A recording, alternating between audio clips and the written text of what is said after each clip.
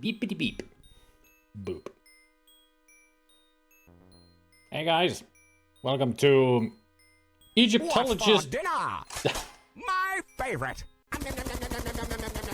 Welcome to Egyptologist Occultist Game Controls.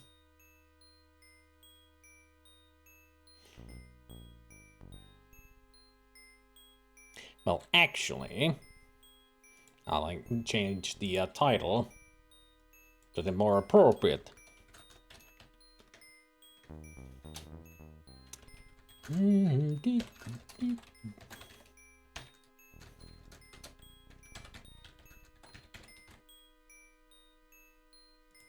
I guess that explains it.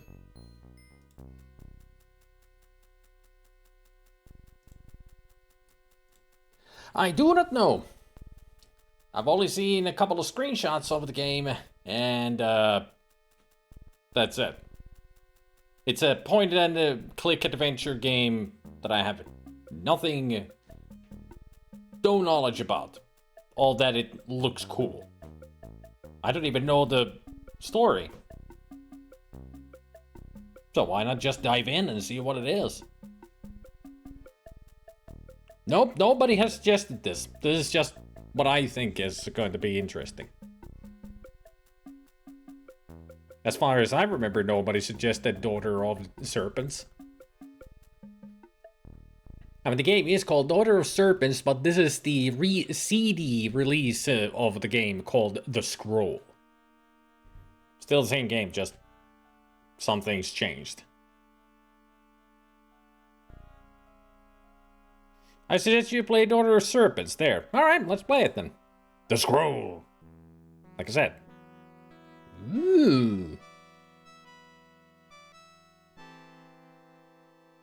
Oh, people have suggested tons of different adventure games.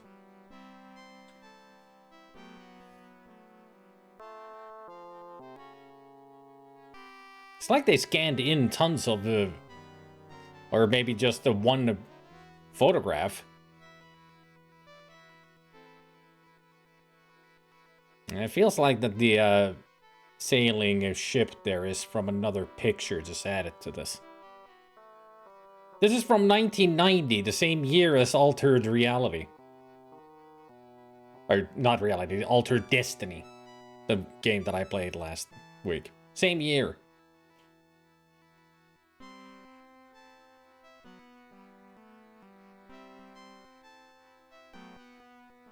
Well.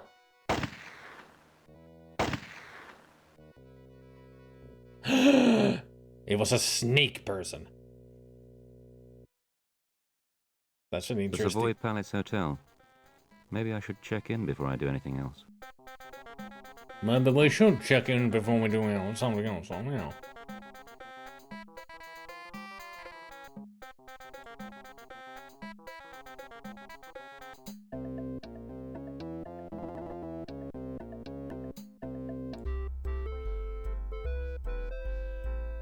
Hey, Macaw! Welcome!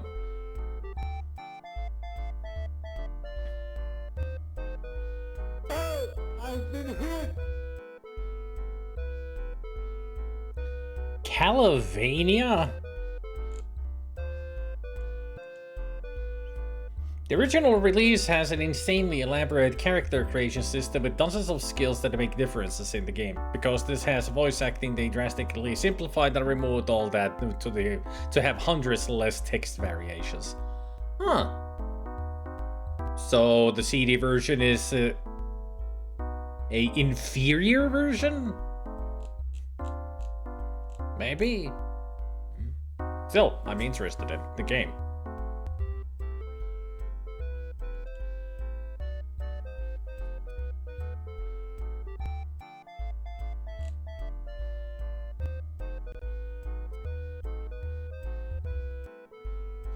Two people got killed, and the other... It seemed like there was some kind of a professor. He got stabbed with 2 knives, and who did the stabbing was shot, and they appeared to be a reptile person in disguise.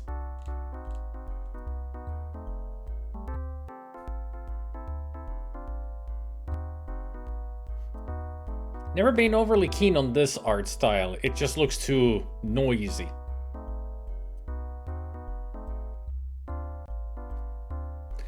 Let me listen to the art a little bit. No, not noisy at all. Hey, Eldridge. Ah, good morning. Mr. Faulkner, is it not? We have been expecting you. I am Emil Gruber, the manager. I hope you will enjoy your stay with us. Where are we? When are we? And we are Faulkner. That's all we know so far. That I'm Faulkner. Ever heard someone describe a shirt as loud? It's the same thing here. Too many colors on. I mean, you could call this loud. Let's call it choke on it.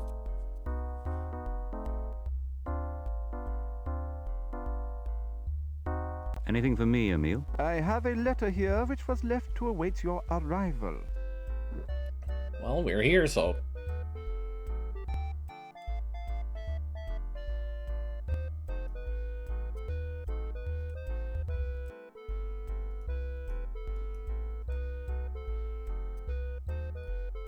Do you have any idea where I can put this and read it?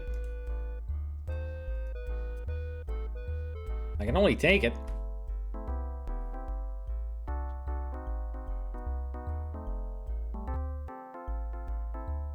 I got a feeling I should have read a manual.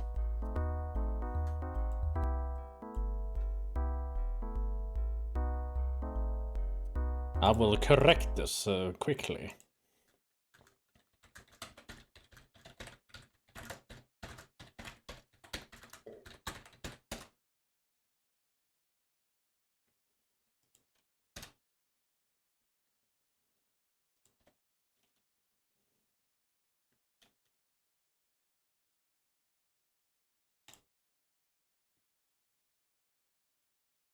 Photo sprites can be really bad.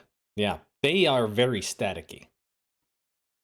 Going for that photorealism, but it gets so crunched in the bits that they are just heavily pixelated and they look ugly. To me, this is fantastic art.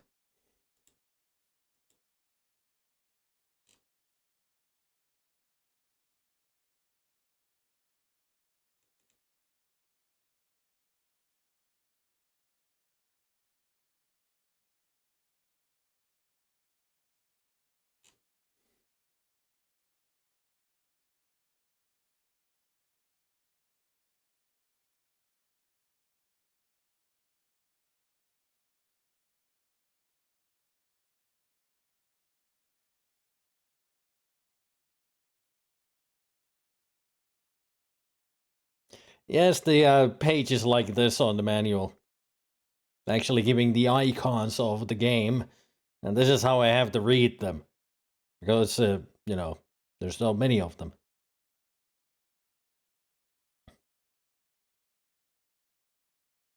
Oh.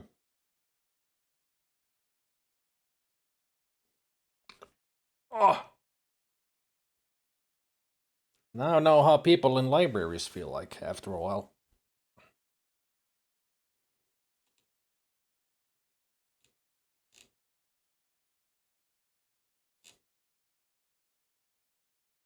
Must be dead. It's a Lovecraftian game. One of the titles of the page is H.P. Lovecraft, so this is a Cthulhu mythos game.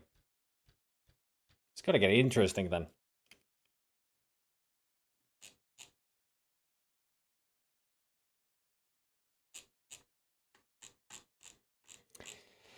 It's not really explaining anything other than...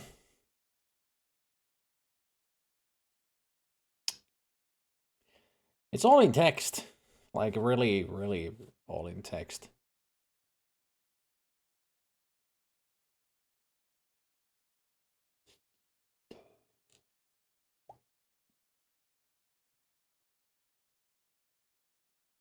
Aha! There it is.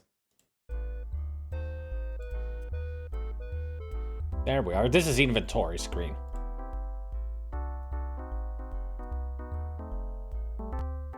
Apparently that's my money. I had 2. Of course! How do I use items in here?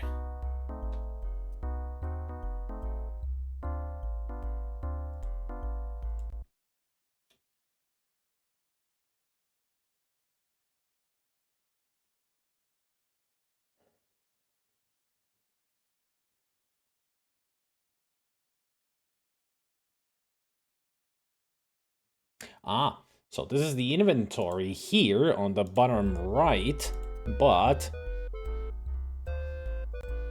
reading is on the bottom left. Thomas Cook and Son, Ludgate Circus, London. Letter of credit. This letter of credit may be drawn upon all major clearing banks for a sum not in excess of £5,000 sterling and not more than £1,250 in any single transaction.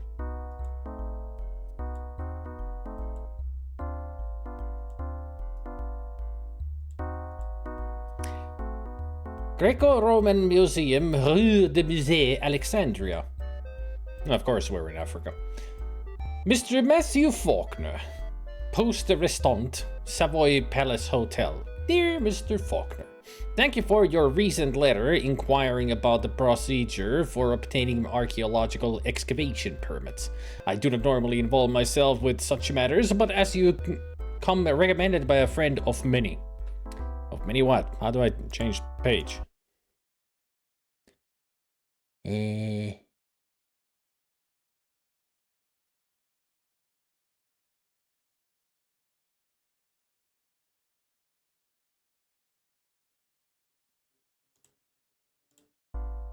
There.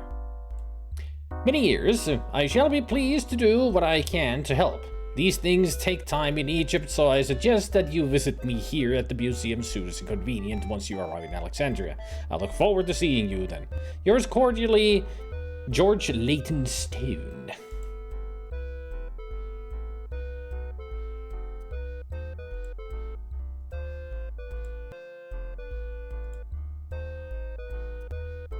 No, it's just this one.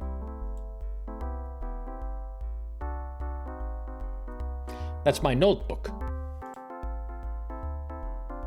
Booked in at Savoy Palace Hotel. Check dig permit with the Professor Leighton Stone. Greco-Roman Museum is at 4 Roman Museum Street. If letter hasn't arrived, mention Lord Shelford's name. Check current rates for diggers. Webster says that he was cheated last year. Mahmoud Alam is meant to be reliable, but may already be working with another expedition.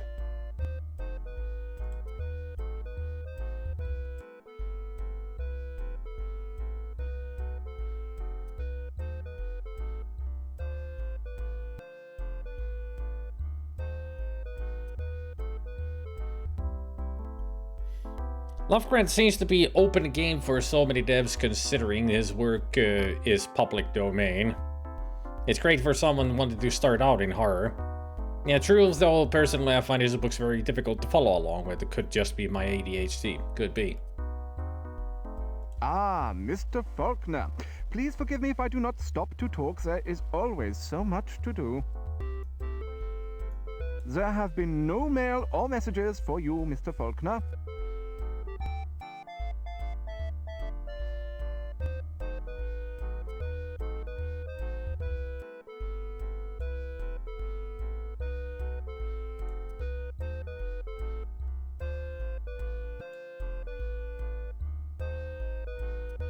Nice rug. I'm sorry. Hard. Mattress.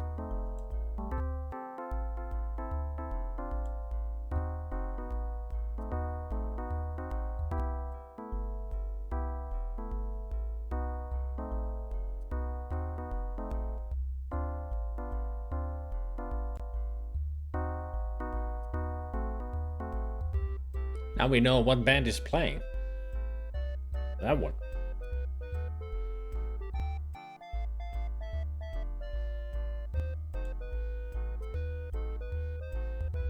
I guess I can come here when I have somebody to talk with. Nice knot. Why is this an option that I can look down? Might be important at some point. Here, it just doesn't make any sense.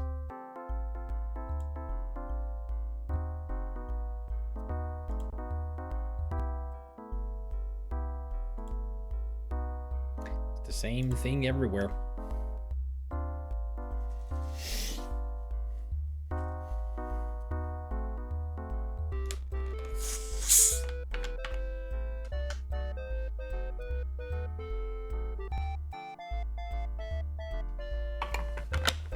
Are you annoyed? Nope. Just curiosity. Unless you're asking Goblin.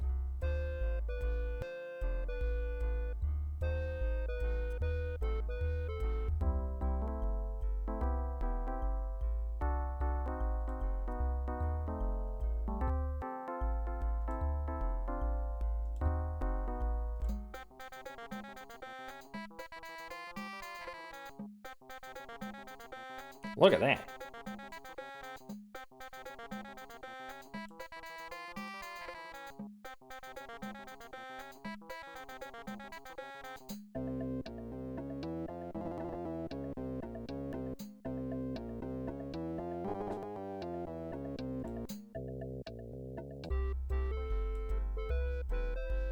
It's not a flower vase, it's just a bust of Cleopatra.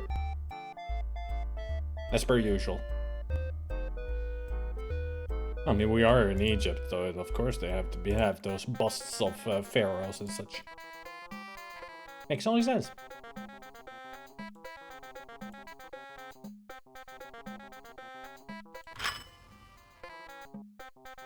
Greetings. I'd like a map and one of your guides, please. We don't charge for the map and guide, but it is usual to make a donation to charity.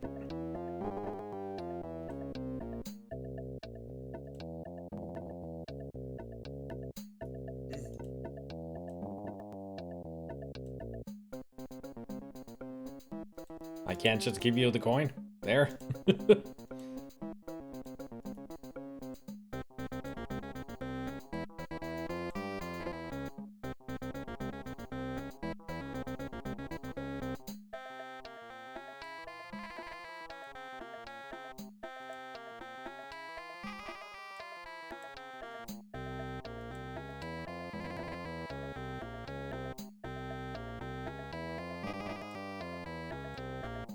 Thank you very much. Please help yourself. Much obliged.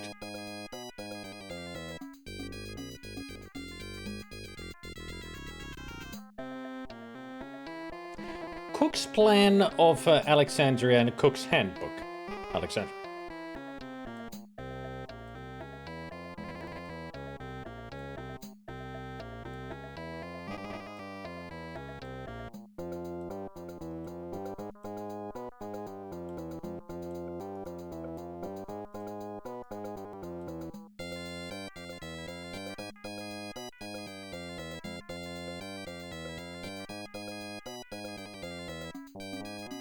Yes, sir. How can I help you? Do you require more information or our financial services?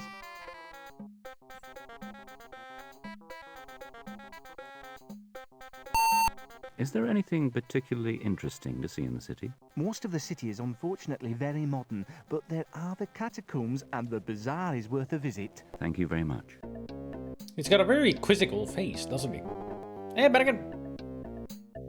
Yeah, the beep is from the game. Yes, sir. How can I help you?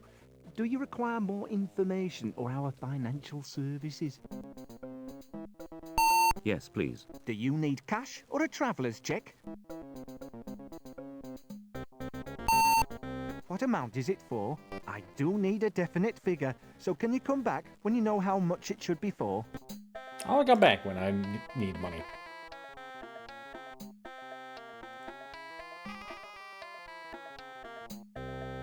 So now that I have the map,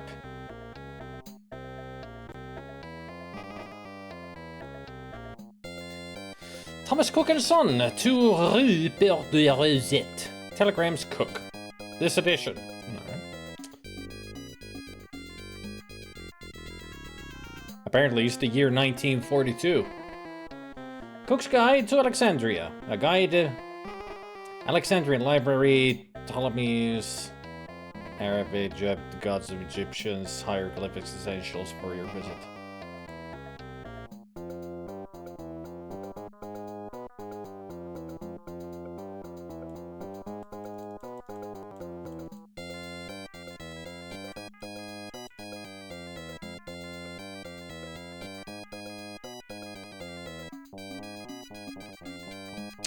Two, 4, 6, 8, 10, 12, 14, 16, 18, 20, 22, 24, 26, 28, 30, 32, 34, 36, 38, 40, 42, 44, 46, 48, 50, 52, 54, 56, 58.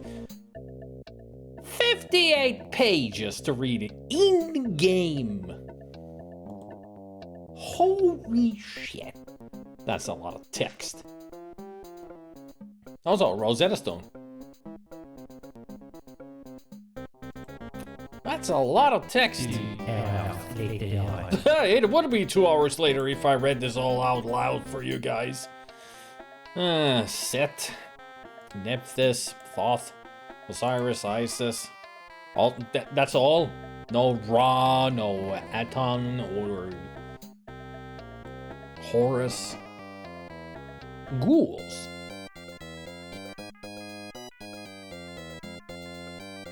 Ah, folklore, so this is where I get the jinns and everything. Cool. Hey, Grumble! Read it out loud for a goblin. Yeah, read it out. I can't read. Wait, what?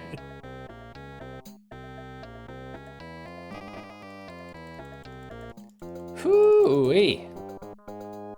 Interesting that they would have put so much text into this.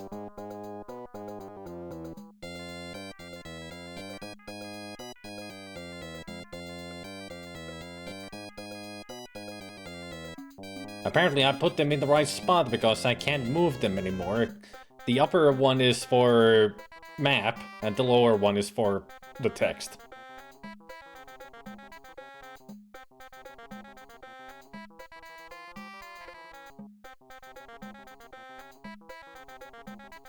I mean, the thing is, if people, as in you guys, want me to read this out loud, I'll do it.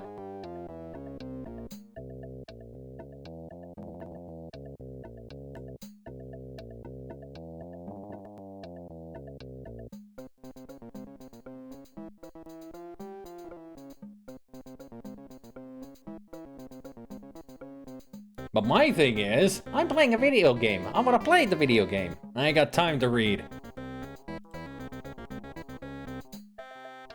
Just read it when you need it in the game. That's good advice.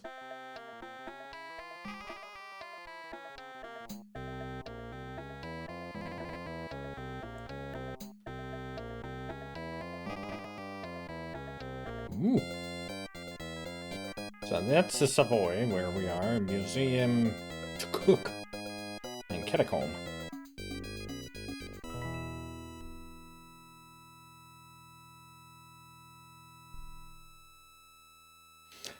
I would say that I wouldn't hate it, Gabriel. I just want to play the game.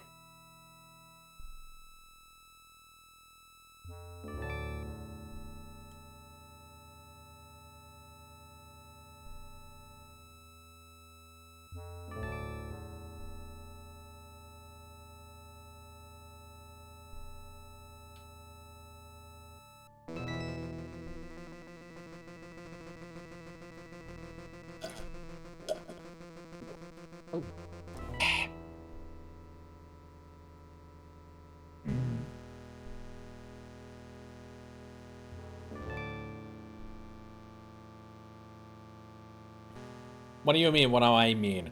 Just what I mean. It would be fascinating to read all that text out loud for you guys, but I prefer to play the game than just read.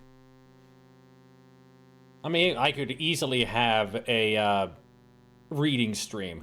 Like, get a book, read it as an audiobook for you guys. I could easily do that. If I wanted to. It's a thing that I could actually do. Sometimes I did that for myself. I actually read books out loud and, you know, did voice acting for myself.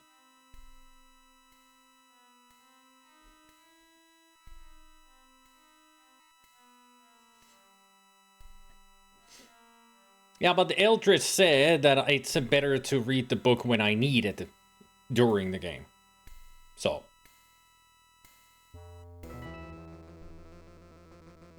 I'm taking on that advice and not gonna read the book, even if people actually ask now.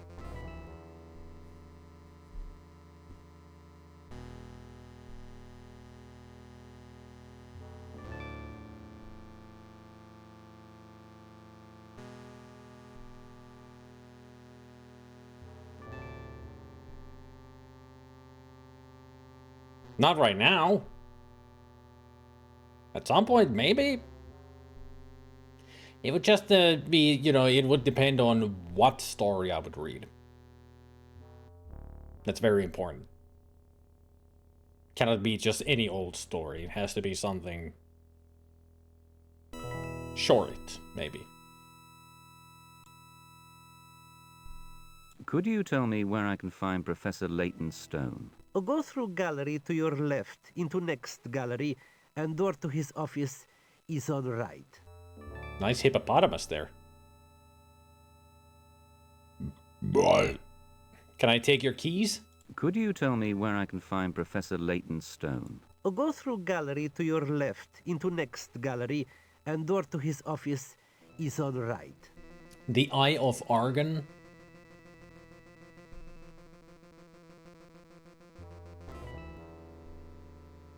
Let you have the keys. I regret I cannot. I like him.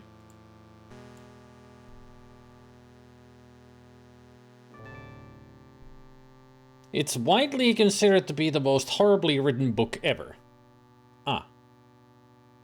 Okay. I could just imagine you reading Goldilocks and the Three Bears in a silly comical style, adding your own flourishes and silly stuff. I'm actually thinking about if I read a fairy tale like that, I would be reading in the style of Ben Stein. It's like, then Goldilocks went into the house and she saw the 3 chairs and she tried the big chair, but it was too big for her. Then she tried the normal size chair. It's like so monotonous. Nobody would listen to that, but I would have a great time reading it.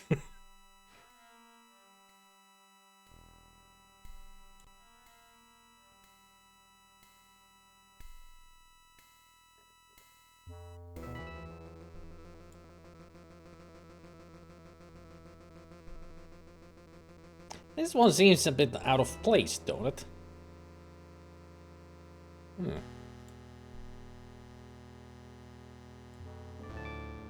There's the same hippo. Locked.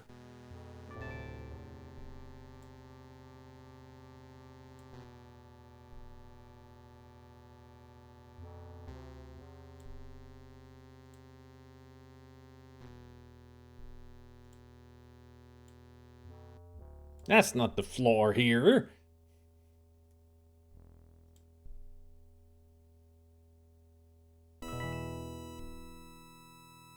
Ah, Mr. Faulkner. Good of you to come so promptly. Now, you're after an excavation permit, I believe. Well, I can contact the authorities in Cairo for you and try to speed things up a bit, but these things take time in Egypt. Still, while you're waiting, you can look around the city. Thanks, I guess.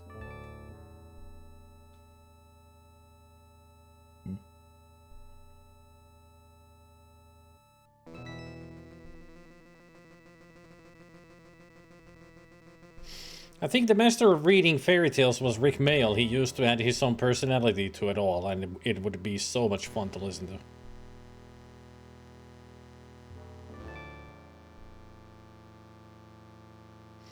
I don't think hearing Sam reading a bedtime story to you would be very enticing. Just imagine the red and blue Amiga reading you a story.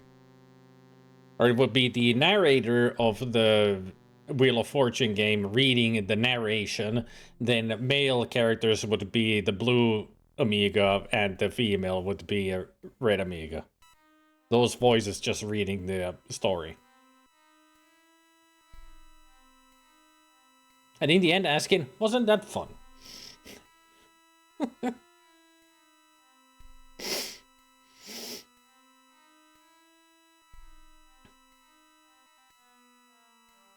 Yes, that's what I'm saying, Gabriel. But still, sometimes some people might be interested in, reading all the text. And sometimes I even get interested in, reading all the text in a game. But I know about Egyptology already. I know about that stuff, so I don't want to read it out loud here. I mean, all the stuff that I saw in the titles and everything, I was like, yeah, know this already.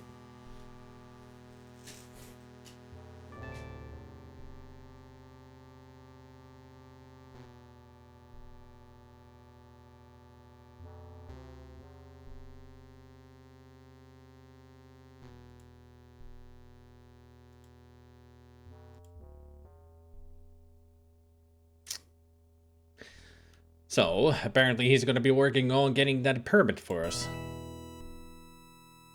We need to get 4 items to put into that.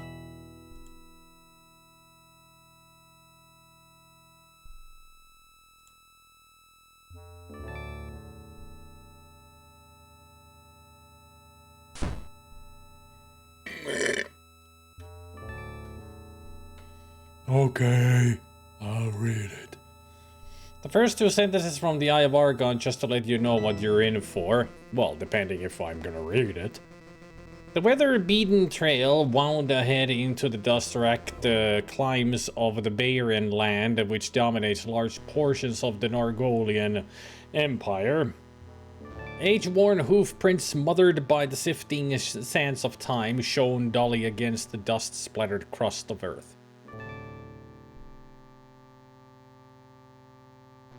I see. Inept descriptions, lots of typos. Got it.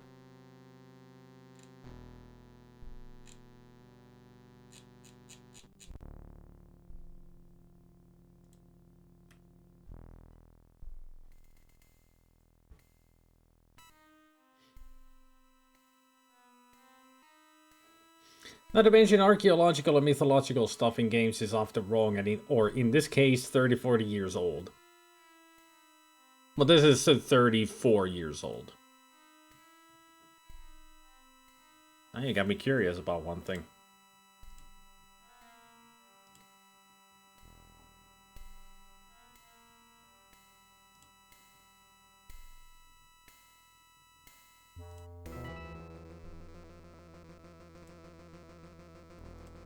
We will need a lot more hemp before we're through.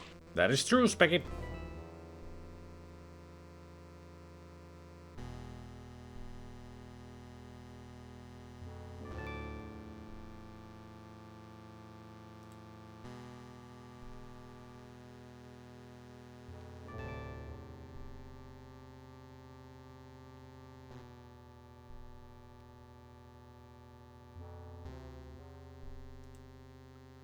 Actually have done their homework.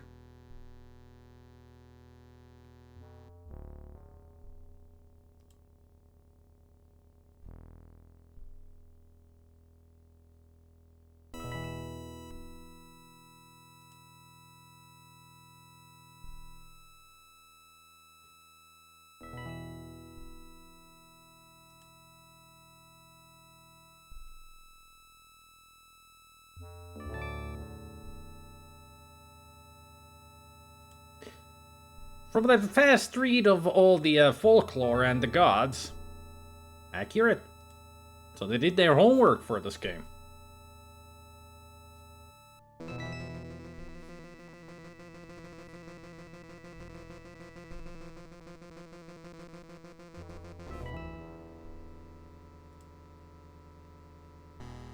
Just take my word for it. pretty accurate. At least I didn't see that many mistakes. Besides, I was going through it fast, just looking at some, you know, like mentions of this and that I know of, and also like the highlights, pretty much, to see if there's any discrepancies. But I didn't see any discrepancies. Seemed to be just fine. Now, how do we get those keys?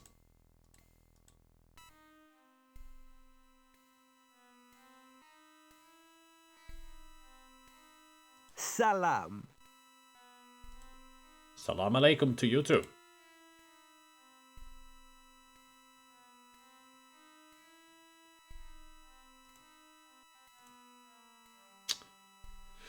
Well, let's explore the city. Let's go to the cafe.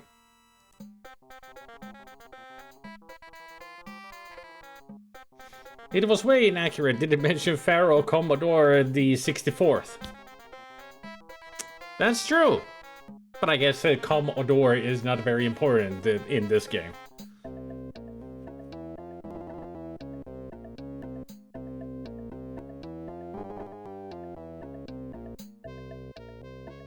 Yeah, I'm sure it was, Gabriel. Like, if these days, if somebody made a game like this with accurate historical text, they would just take it from Wikipedia or other entrances. Just copy-paste. So that's what it seems like in here, that they've taken all this text from encyclopedias and such. But just imagine you just sitting there looking at the text and writing it.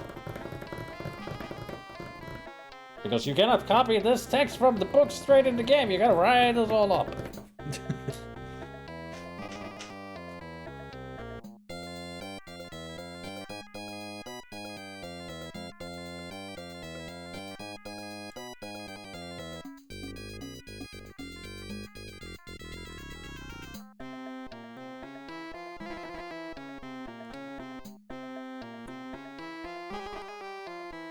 If there's any connections to anything Lovecraftian, might be very, very slightly hinted somewhere, but otherwise I didn't see anything.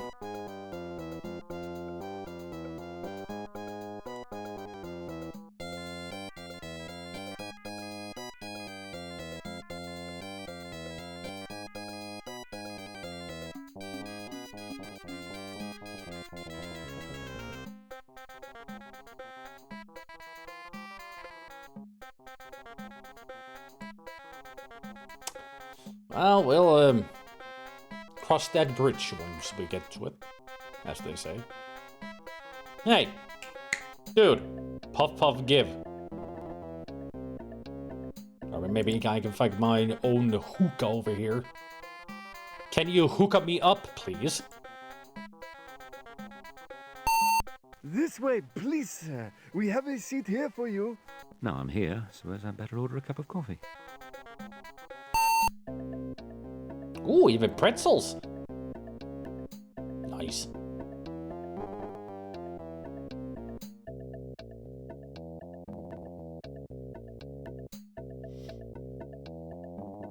His cousin, Pharaoh Amigra, was easier on the people, though. I mean, we're in Egypt, the origin of Mad Arab Abdul al-Hazred.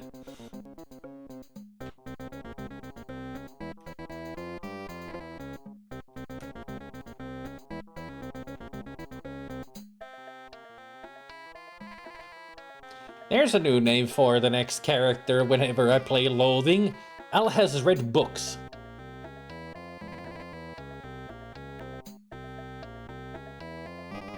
Dumbest joke name ever.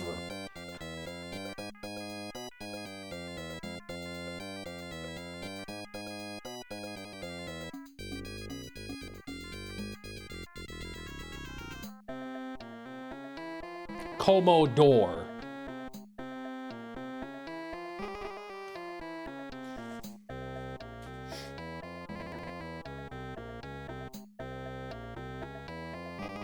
Nice to have a little something with the coffee. Ah, cardamom coffee. Cardamom coffee. Delightful.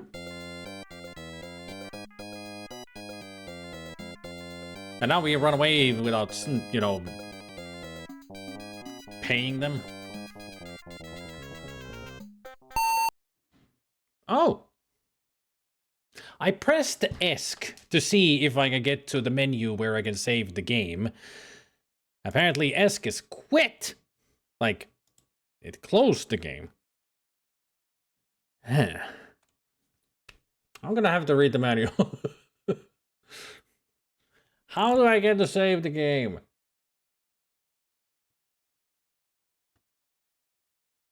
Where do I...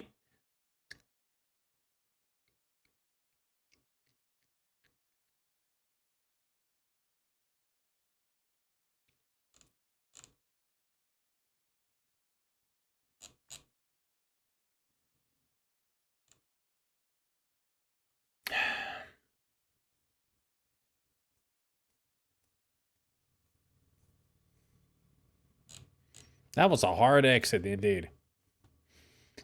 I don't know yet, Ben again. We're just exploring. It's an adventure game. We just go around and see what happens.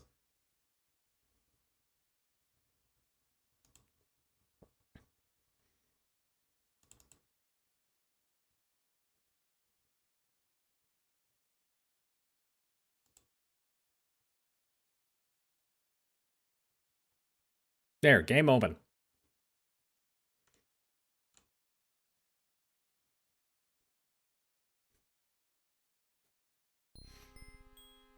Assumed it had an intro or some plot dump. The intro is somebody gets stabbed and then we're going for an excavation.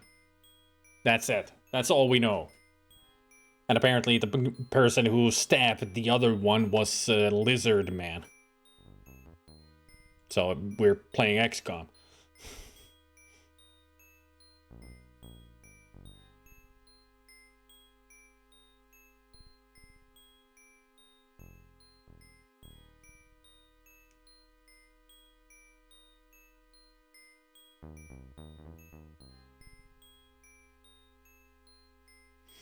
Apparently the occultist is a different character that we can play as.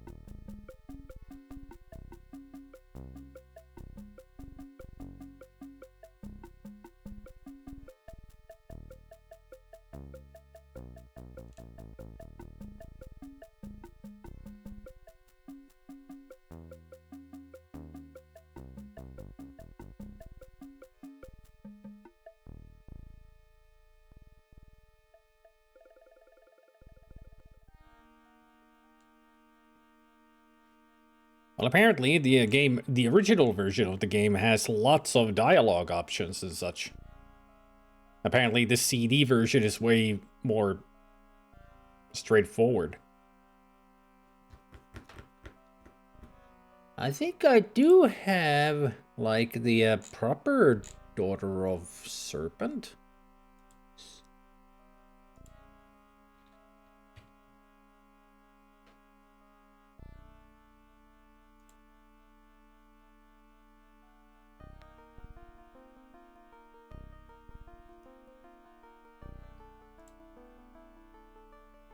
Hang on a second.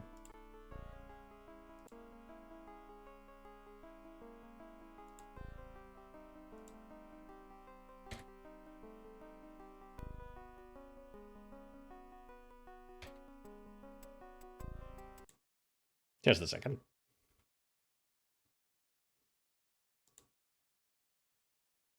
With the NT32, thank you very much.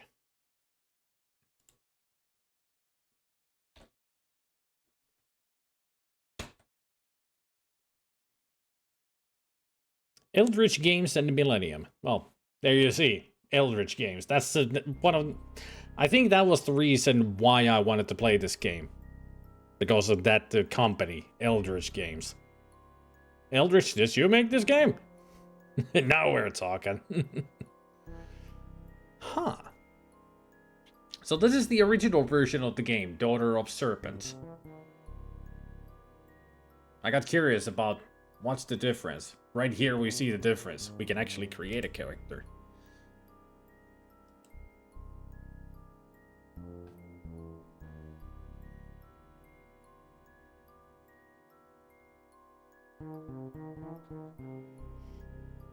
Yeah, you either choose the Egyptologist or the occultist. The male or female.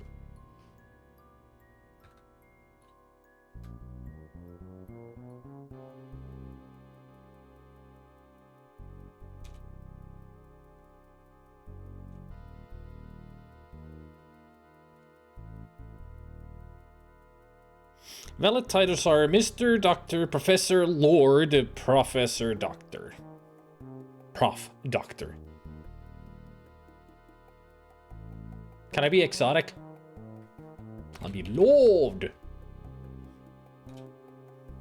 Anything but you live with it. Hell yeah. We are Lord Spiritfield, the most exotic of lords.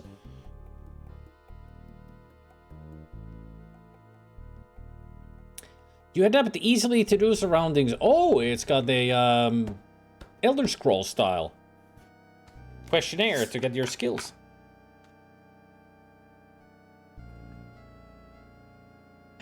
Or like Ultima. You adapt easily to new surroundings, are reasonably well educated, have a pragmatic nature, look for rational explanations, are conscious of strange forces around you, and possess a shrewd and astute mind.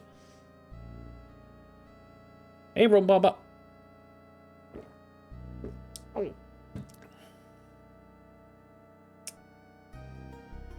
Concur. I shall be American. Because why the fuck not? Oh. So traveler, Egyptologist, occultist, sleuth, mystic, and private eye. Why are private eye and sleuth separately? They're pretty much the same thing.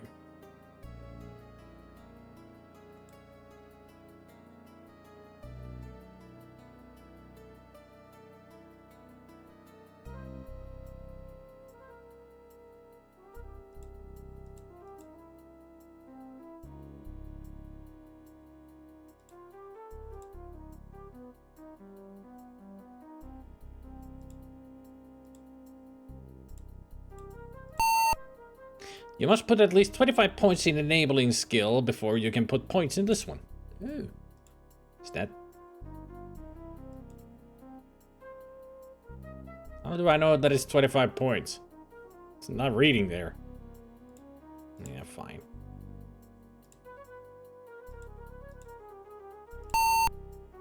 You must use all the funds before you can exit from the screen. Click on the icon to select the area to add. So I chose a private eye, I guess.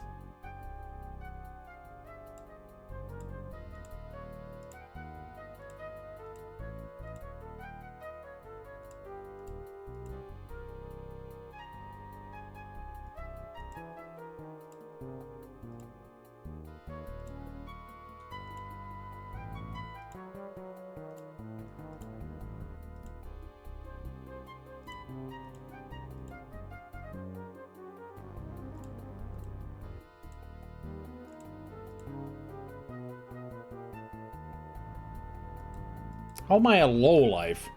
Did I actually F it up somehow?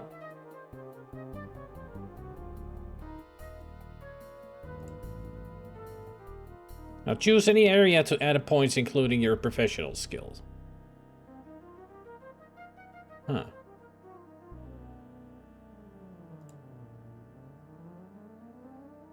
No, it was the private eye. They just have different skills. My private eye is my main skill.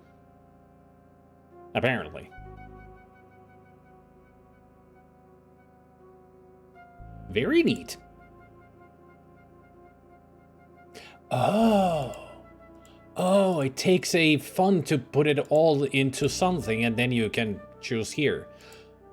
So the private eye differs from the sleuth, as in the private eye learned all his skills from the streets, while a sleuth has the wealth to do all the things that he can do. Huh.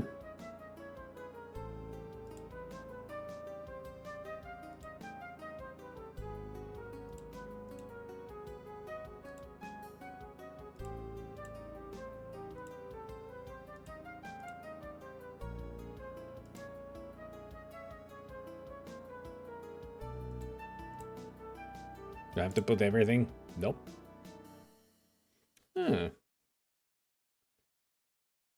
Hmm.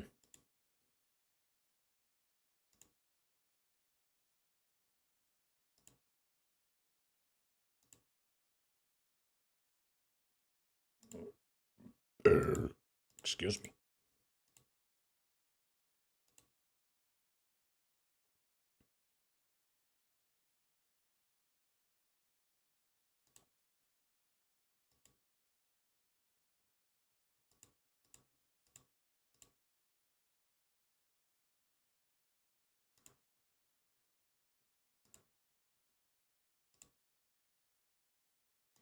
Guess I don't have any more funds for that.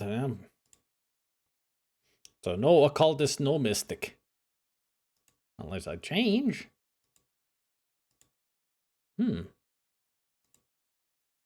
I want to know about the occult. Especially demonology. There. So I'm a private eye sleuth with the expertise on demonology. Well, expertise. Knowledge. Slightly.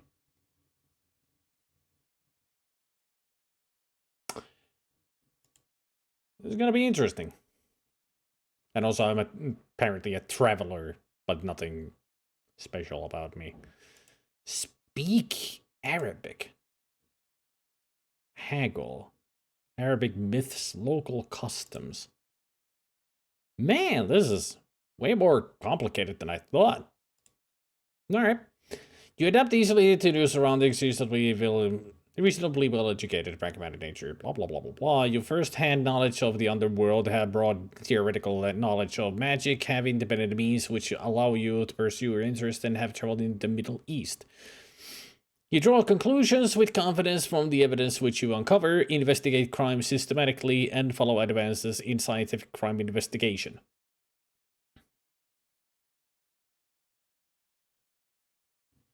Hey, sweet.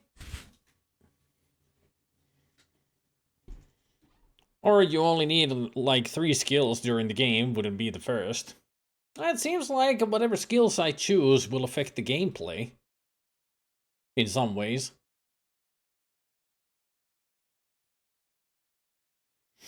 Choose left box, condition stable, discharge authorized if you wish to save this character. Choose right box to abort and return to main menu. Presently unsuitable for discharge. So apparently I'm getting out of an asylum. What do you mean, Mr. Spit and Few? I'm Lord Spit and Few.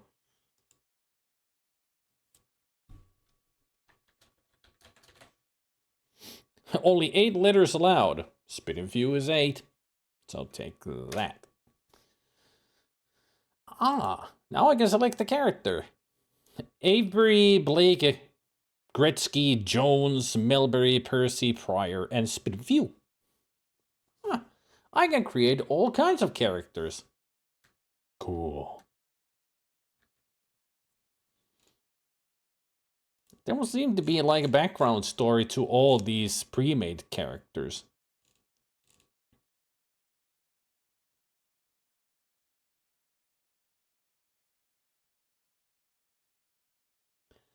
Diana Jones, Lady Melbury, Conrad Blake, Joe Gretzky, Lord Avebury, and Estelle Pryor.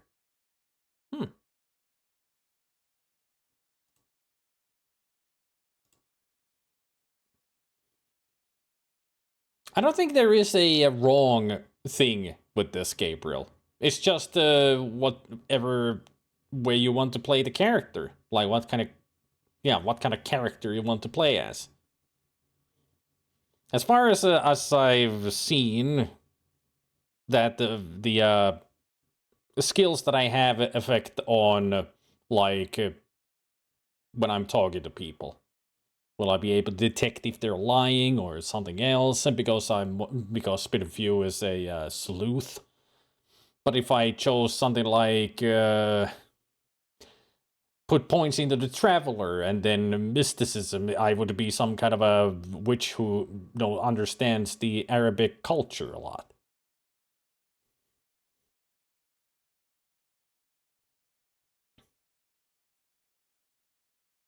Hey, Dragon.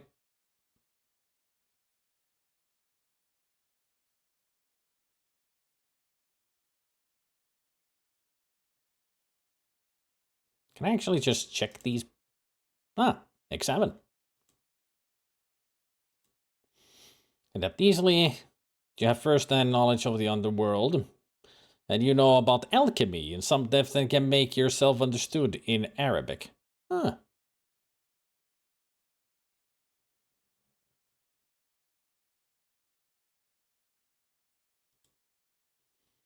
So they're a little bit of a traveler and much into the occult. Alright. Now they speak Arabic. They got alchemy and demonology.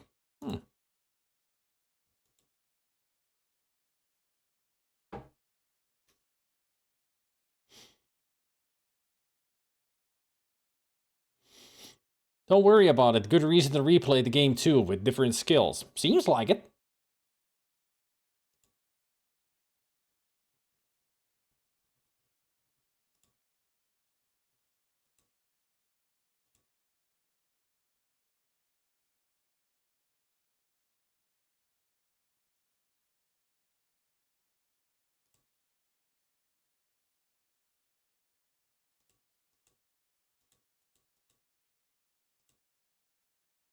Huh.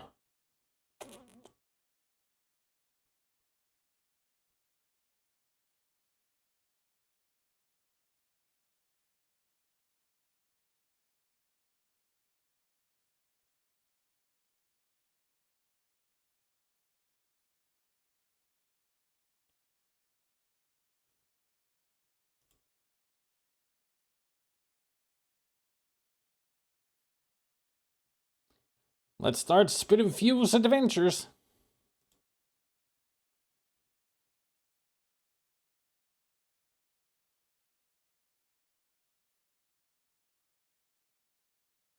A present from Merle, daughter of Serpents.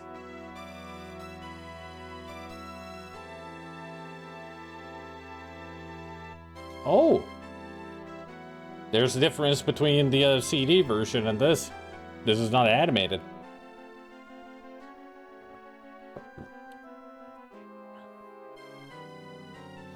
Adventure game. Richard Joseph. Huh. I was wondering who made the music. Thomas Cook Archivist and British Library staff. So yeah, they got all the text from a library. So that's why it's so accurate.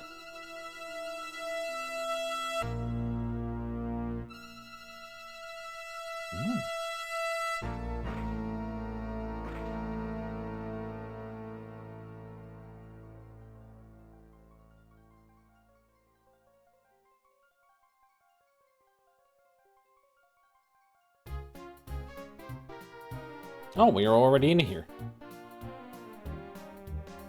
I get the feeling that the animation is a bit too fast. Because I saw that the elevator just... Zip.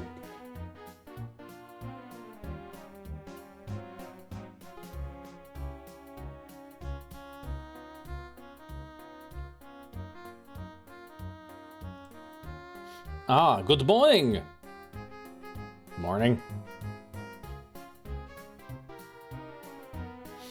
Mr. Few, is it not? we have been expecting you. I am Emil Gruber, the manager. I have a letter here which was left to await your arrival. Thank you. Hey, I already got the handbook and everything. Coolios.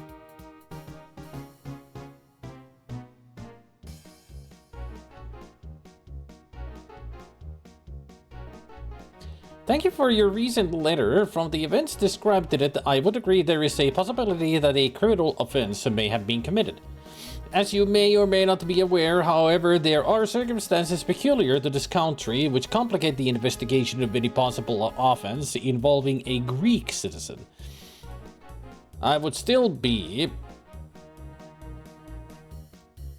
happy to discuss the matter with you, though, and look forward to seeing you when you arrive in Alexandria.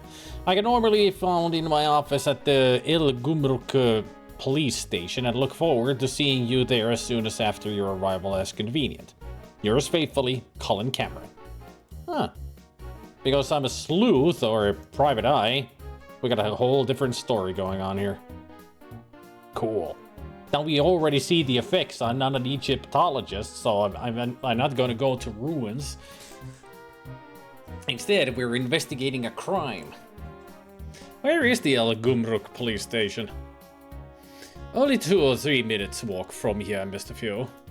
It is easy to find, but I'll show you. And you can mark it on your map. Thanks. Anything for me, Emil? There's nothing else for you at the moment. Thanks.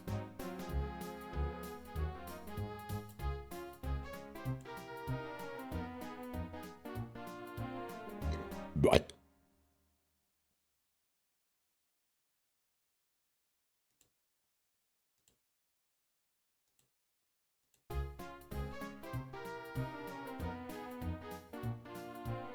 Hey, there's a bartender.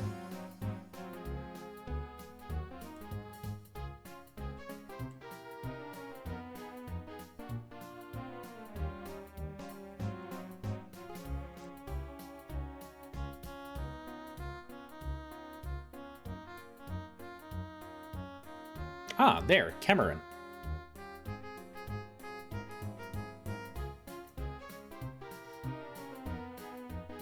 That's kind of excessive dual-wield dagger murdering. Well, it's efficient.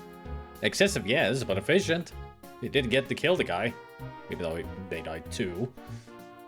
Given the graphics, I was half expecting this game to be a third-person perspective like most traditional point-and-clicks.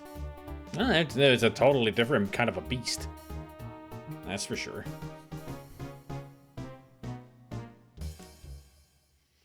Hello, Mr. View. Welcome to Alexandria. I understand from your letter and you're here on behalf of a client who was sold shares in a worthless company. You've been trying to trace who was behind the fraud. Is that correct? That's right. I managed to trace the holding company. Elitis Import-Export Co. Yes. It seems to be run by one Constantine Elitis. It certainly was. But you'll have a problem taking action against him now. He died over a year ago. The company is now run by his wife, Ariadne Elitis. But she'd probably plead ignorance and legally you couldn't touch her. In addition to that, as I mentioned in my letter, both of them are Greek. And covered by the capitulations. Oh, I'm sorry. I forgot you might not be as familiar with them as I have to be. They were legal privileges and immunities, granted to foreign countries to encourage trade when Egypt was part of the Ottoman Empire. They were amended after the war, but it still means that I can't arrest a Greek subject without a representative of the Greek consul being present. However, there may still be a way to ensure that justice is done. Let me explain. A lot of unusually fine papyrus manuscripts have been turning up on the black market. The museum are worried because they think a major archaeological site is being looted. The material may even come from the Alexandrian library. If this were discovered, there would be an unholy row And with the political situation here as sensitive as it is, I can't risk that. I need someone I can trust, but who isn't connected with the authorities here, to pose as a buyer of manuscripts. And that is where you come in view, because I have reason to believe that Mrs. Elitis is the source of the papyri. So, are you willing to help me? Splendid! Now, I'll explain how we go about it. As I said, our first problem with the elitist woman, although I think I can get around it, is the effect of the remaining capitulations. The other problem, to be honest with you, is that we may not have rooted out all the corruption in the force. Yes, a few years back in 1917, a Manur Zapt, or head of secret police, a man called Philippides, was sentenced to 5 years in jail for gross corruption. When the rot starts at the top, it usually goes all the way down. Russell Pasha has rooted a lot of it out since then, but I don't want to take any chances. I need someone who can pose convincingly as a buyer of manuscripts, but who isn't connected with the police in any way. All I'd like you to do is contact our suspect, and if you're offered any antiquities, pretend to agree. So, are you willing to help now I've explained, or not? You know about the Import-Export Company, but she also runs a cafe called the Gardens of Paradise. It's easy enough to find, marked on the tourist maps. So where would you prefer to make contact with her? At her office or in the cafe? I would say the cafe. More public. A small cafe in the Arab quarter, close to the Abu al-Abbas Mosque. Easy to find. I marked on the Cook's tourist map anyway. It's popular with tourists, and I think you're right. It would be a good place to meet her, apparently by accident, and avoid arousing her suspicions. So, you prefer the cafe to the office? Yes. Very well then. Now, wait for the approach to come from her. Don't worry if nothing happens on your first visit. Just keep trying. Now, do you remember what I said about the capitulations? Yes, I remember. I wish I could say that all consular officials gave us their prompt and enthusiastic support, but many of them see us posting here as the first step to a prosperous retirement. I can't take the chance of Mrs. Elitis being tipped off, so I'll just arrange to meet one of them for cocktails, and you arrange to meet her in the bar of your hotel. Yes. You're at the Savoy Palace, aren't you? She will probably suggest that as a meeting place anyway, but if not, get her to agree to it. Now, she'll want to see the color of your money at some point, but don't worry about that. I'll make arrangements with Cooks to provide you with banker's draft. No need to use Cooks and Bimbashi. I can afford whatever the scroll costs. That's very generous of you, Mr. Few, but it's not just a question of money. I need you to use Cooks so that they can pass on the time of your meeting with her. I'll let them know you're coming. Ask to have the draft delivered to the hotel just before you are due to meet. That way they can tell me the date and time. Anyway, good luck, Mr. Few. I'll arrange for one of my men to take you back to your hotel now. By the way, don't contact me directly again. She might get to hear of it. Goodbye for now, and thank you for your help. Yes, sir.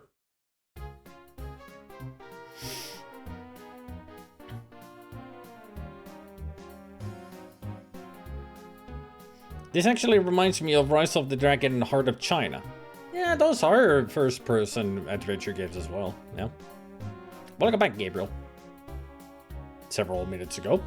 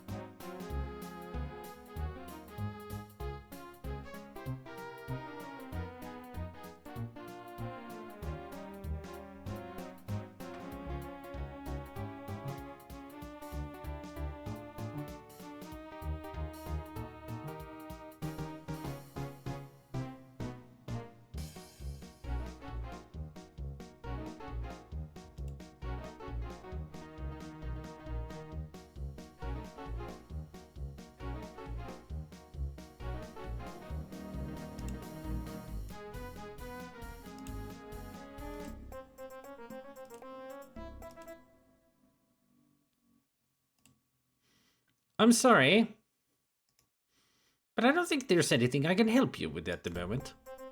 Yeah, we'll come back here once we get the meeting with this Ariadne.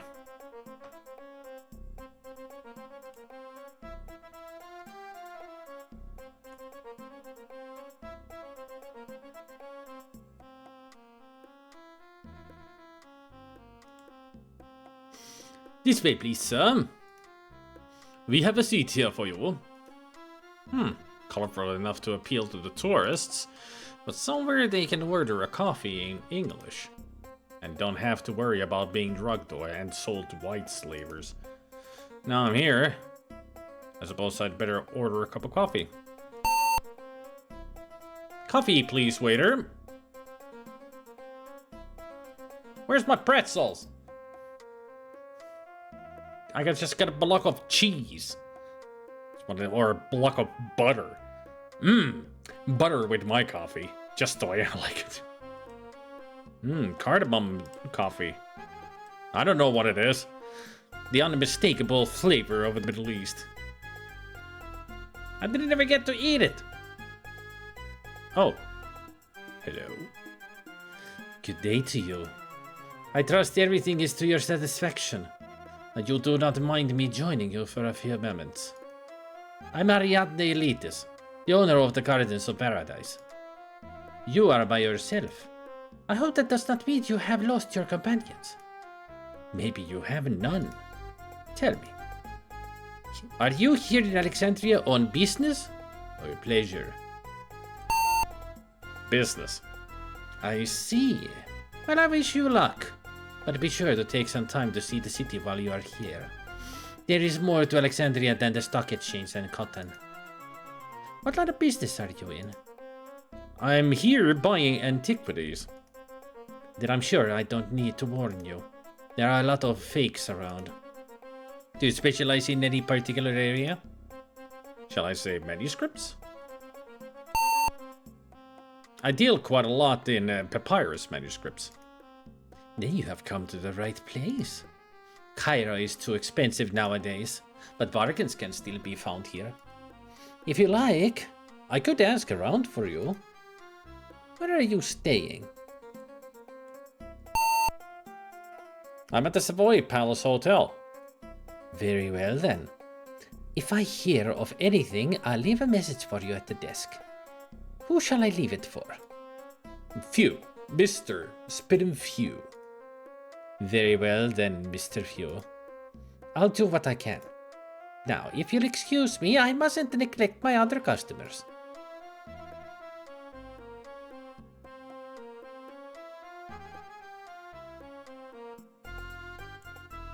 Nice to have a little something with the coffee. I hope it was a sponge cake. Very pleasant. Cardamom coffee. Tiny cups. Tiny cups just don't cut it. Maybe I should order another one. Nah, we're good. These tiny cups don't last long. Yeah.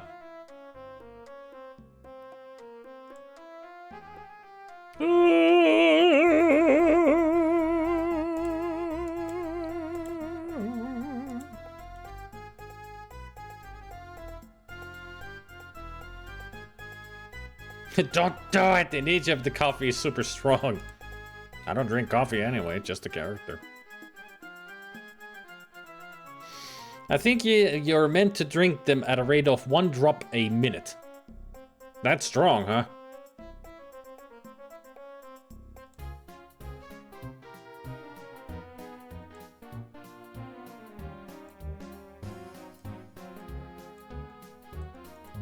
Apparently I have so many things to talk to Emil about. Like, nothing.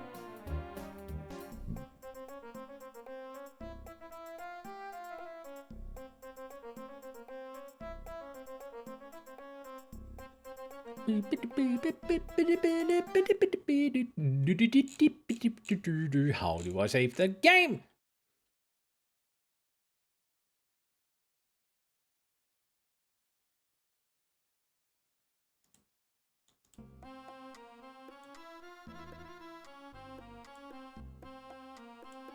Ah, here we go.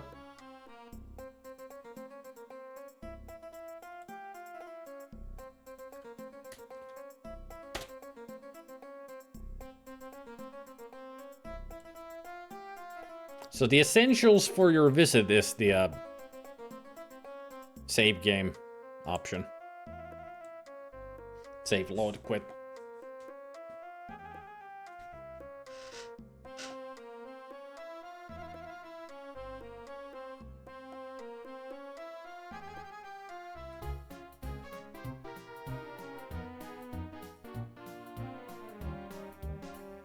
Either he's a zombie, he's just fallen asleep, or he's just so high on drugs that he doesn't know where to look at. I mean, he looks stone like,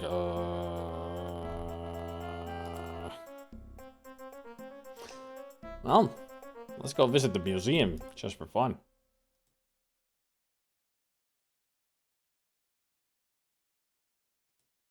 Obviously not part of the public galleries. Well, that was a fun visit.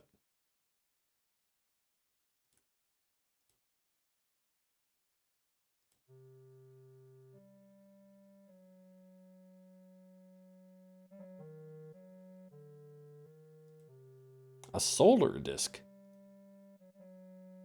So that's where we could have gotten that if we were an Egyptologist. Fascinating how much what the skills you choose changes the game. I like it.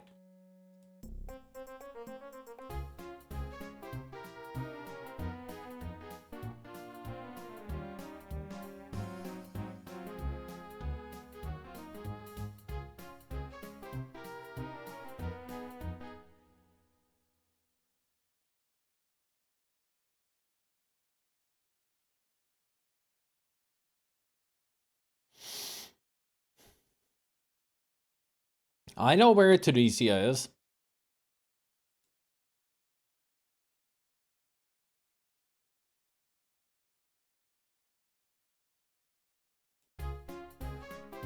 Excuse me, Mr. Few.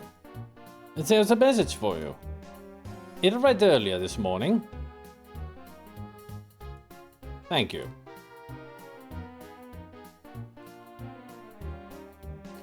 Dear Mr. Few, I am delighted to be able to tell you so soon that I believe I have found a truly remarkable item with which I think you will be delighted. Not knowing your schedule, I have arranged to be in the Savoy Palace bar at 11 this morning and look forward to seeing you there.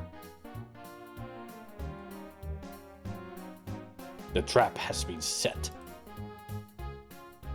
Anything for me, Emil?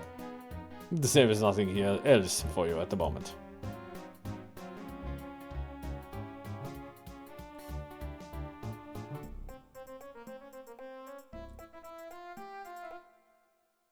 Yes, sir.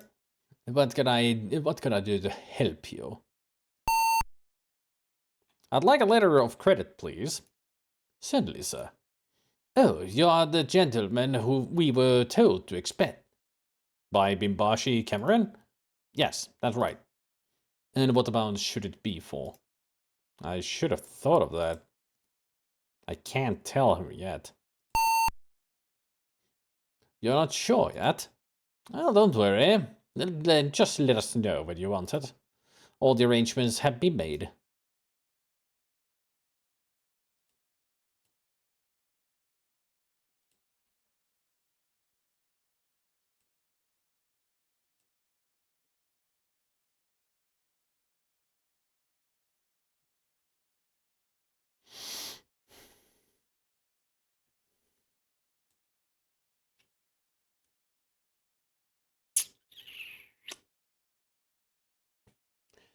How do we find out what would be the proper price for them?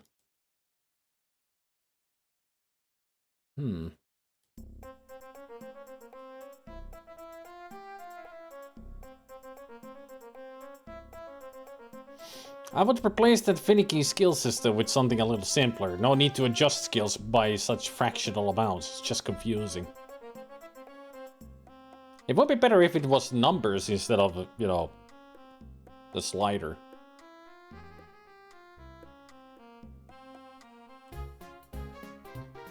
Welcome back.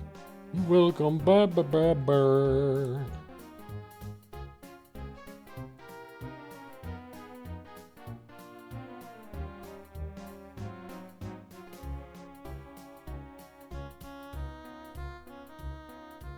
Like, seriously, where could I find the info? Maybe now I can go to the museum?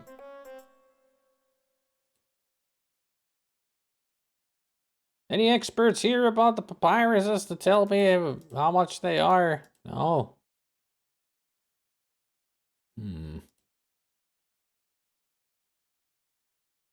Ranks of skill, yeah. That actually would be more intuitive.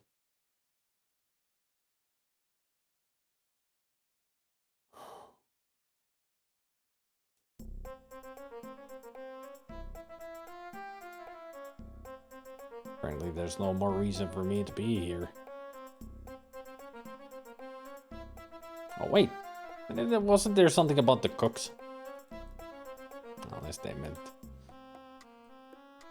meant the cooks here. How much would I need?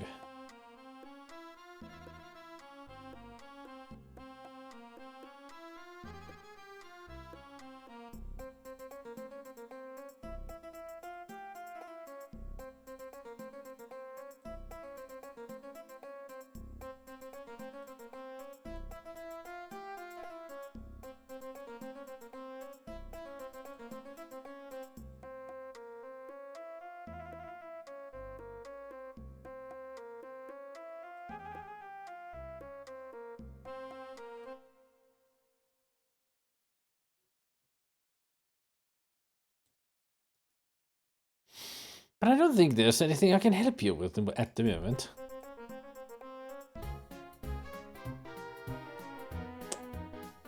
Yeah, the question is, who can help me?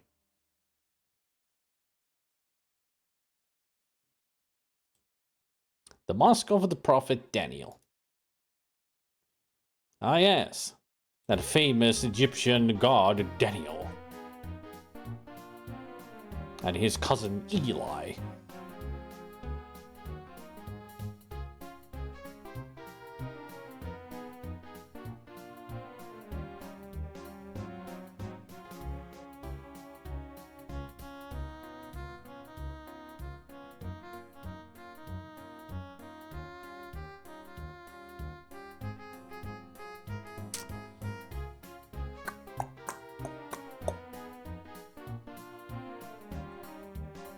Mr. Few, I had to see you.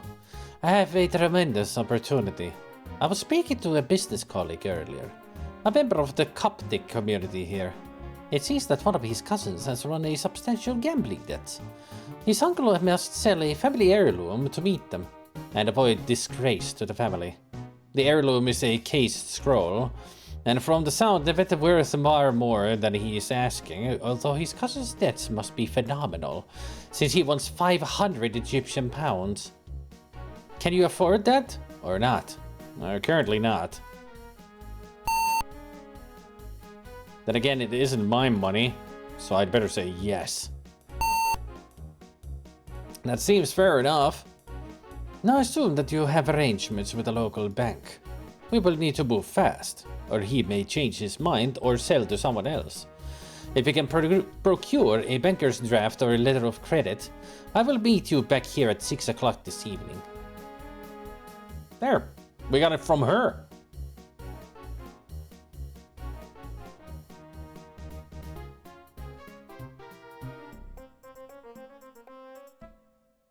Hello, sir. Ready for the letter of credit now? How much should it be for? 500 pounds. I understand you are staying at the Savoy Palace Hotel. I can arrange for the draft to be sent down. When would you like it? Just before 6 this evening.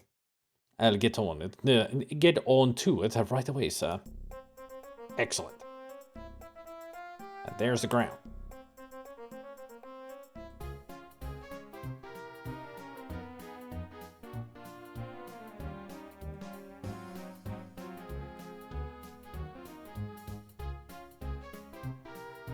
I guess I should go spend some time with my room.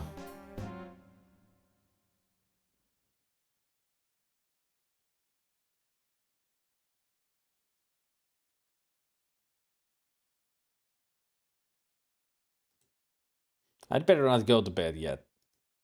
I still have things to do today.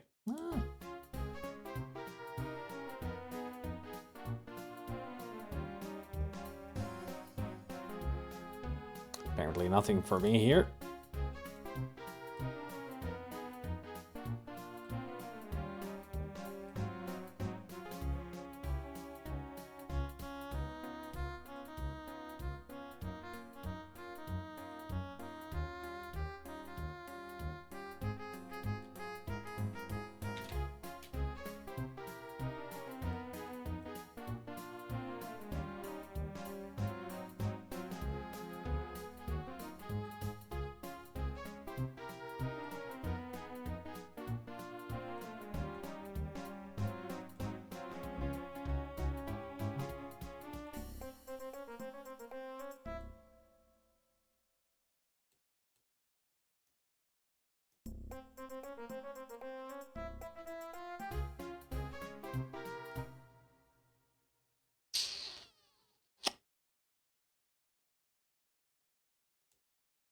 Is that a bust of Nefertiti or Cleopatra?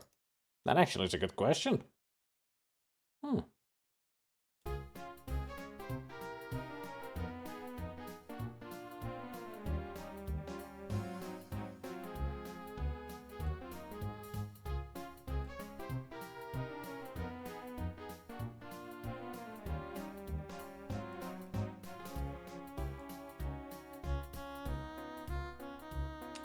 Arrange draft with Cooks, 6 p.m.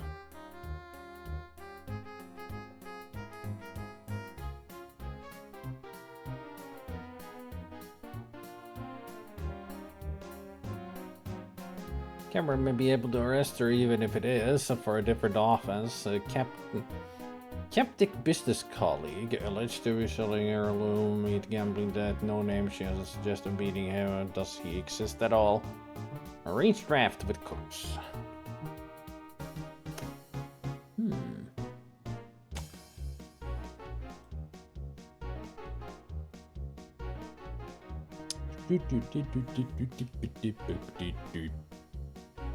Yes, Gabriel? Something confusing you? Well, the first save was yes, so the second is no. Next one is gonna be maybe. I'm just going with the theme of stupid save names. It's gonna be maybe, then perhaps, and absolutely. I don't know, just going with silliness. Right now, I have no idea how to get the money that I need. Yeah, that was the first save, yes. And now it's no.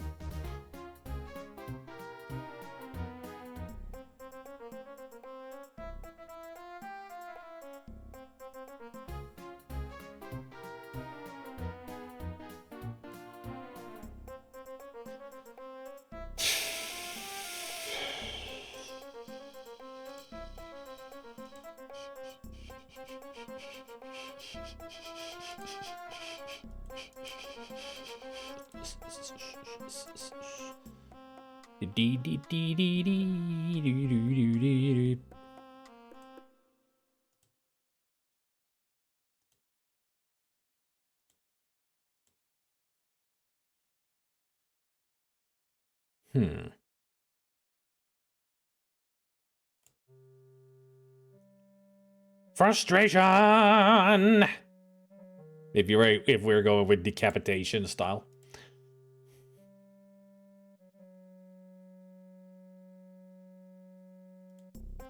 I do have a walkthrough open, but it's just giving you guidance, not really, specifics.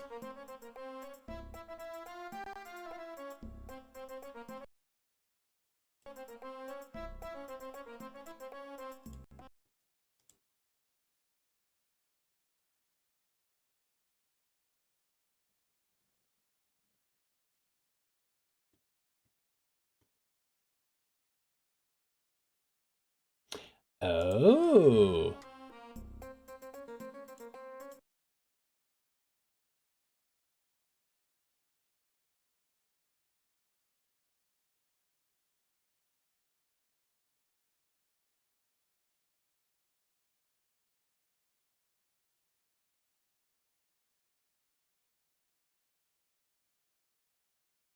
Alright.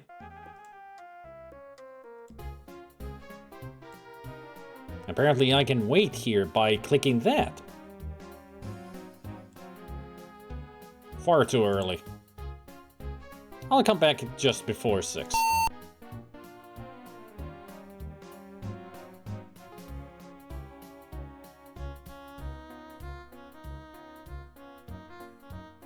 There she is.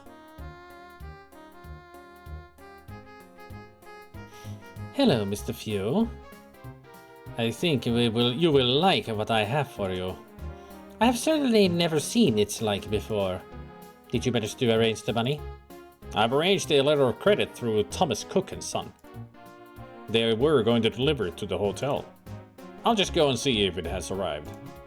I'll wait here while you go and get it then. A messenger from Cook's office brought this over for you earlier, Mr. Pugh. I was going to tell you that a lady was waiting for you in the bar, but you already know that.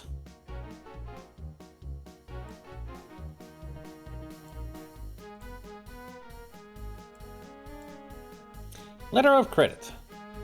May be exchanged at all major banks for a sum not in excess of £500 sterling.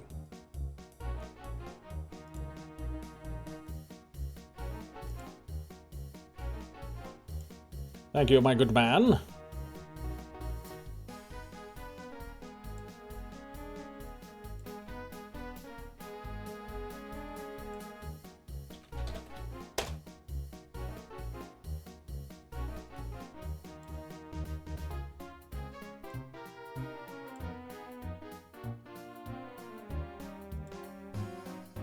Have you got it? Good. As I'm sure you are aware, to take this out of the country legally, you will need a permit from the authorities in Cairo. Because of that, I don't want you to give me the money now. I am used to arranging such things, and it would be my pleasure to organize it for you. It will also guarantee that the artifact is genuine. Meanwhile, I will confirm to the seller that you have the money. When the permit arrives, I will give you this, and you will give me the money. May I just see the draft for a moment?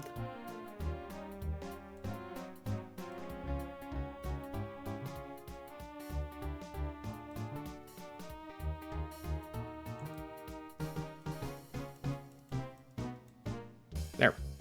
Thank you. I will let you have it back in a minute. And then I had better take the case somewhere safer. But while I check the letter of credit, look at it.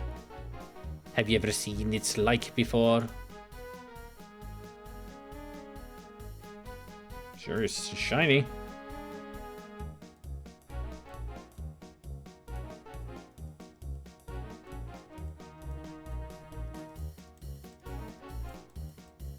Just one moment. Just one moment. Ariadne Elidas, I am placing you under arrest.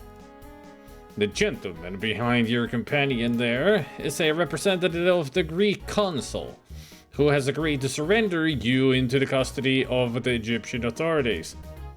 You are not obliged to say anything, but anything that you do say will be taken down, and may be given in evidence against you.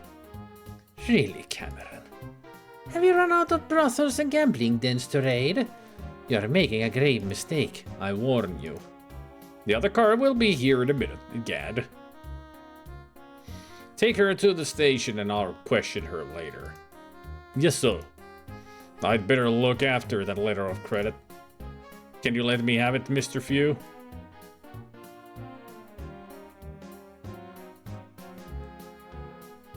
Thank you. Right, we'd better see what we got here. I've arranged for it to be examined by Professor Stone at the museum. Why don't you come along as well? Splendid! Let's get over there right away then.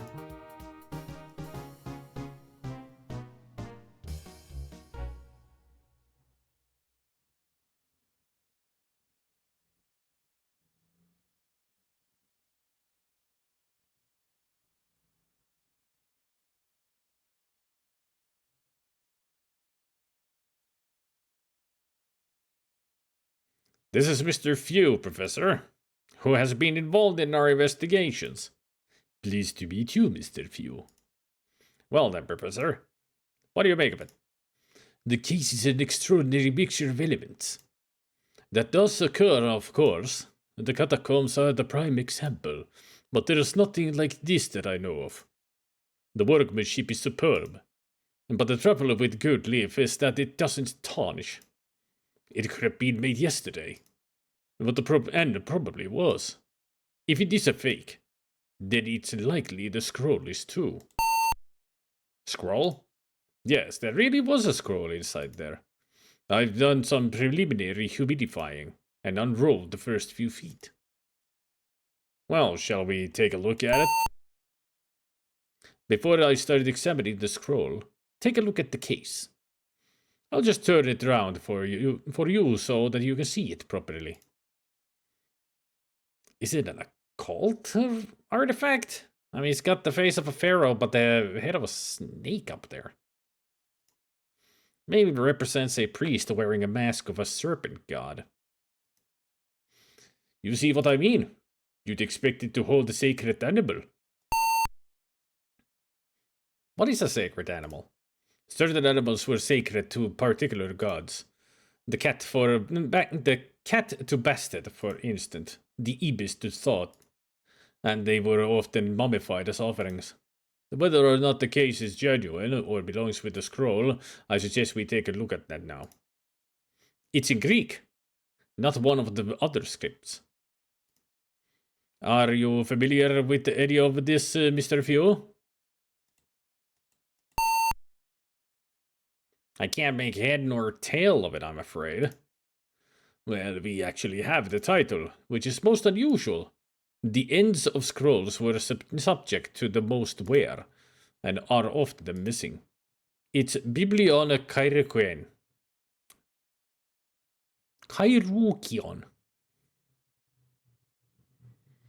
Biblion Kairukion.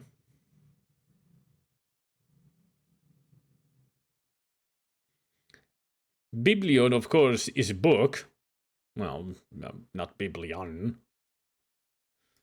A biblio. The other word could refer to staff carried by heralds, or the winged staff of Hermes, which was surrounded by snakes, which is the logo of the, medical assistance, or just medicine in general. A loose translation might be Book of the Serpent Staff. I'll see what sense I can make of this, but you'll need to be patient.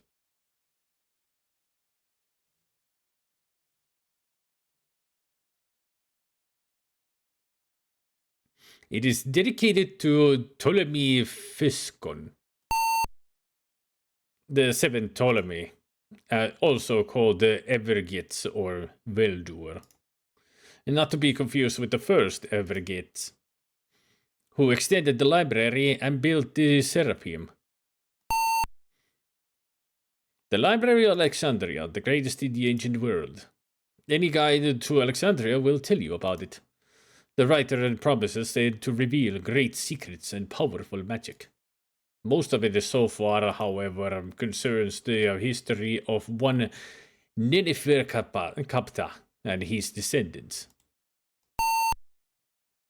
The name means beautiful is the bull of Ta, one of the very oldest sun gods. In the afterlife, he opened the mouth of the deceased to release their soul. The scroll describes the Neneferkapta as the only son of the ancient pharaoh. There may have been someone of that name. The records of some dynasties are far more from complete, but it certainly appears in one of the demonic tales. Folk stories from the Greco-Roman era. They were written in a late form of Egyptian known as demotic. One in particular concerns a folk hero called Setnekamus. He actually existed. By the time of the demotic stories, he was a legendary hero, a bit like Robin Hood, but the real man lived more than 3,000 years ago, was a son of the great Ramses II, and high priest of Dai at Memphis. According to the scroll, Neneferkapta received a vision from the god Thoth. one of the greatest Egyptian gods, a moon god, the inventor of writing and god of the calendar. His name is Egyptian is Tehuti, literally the measurer.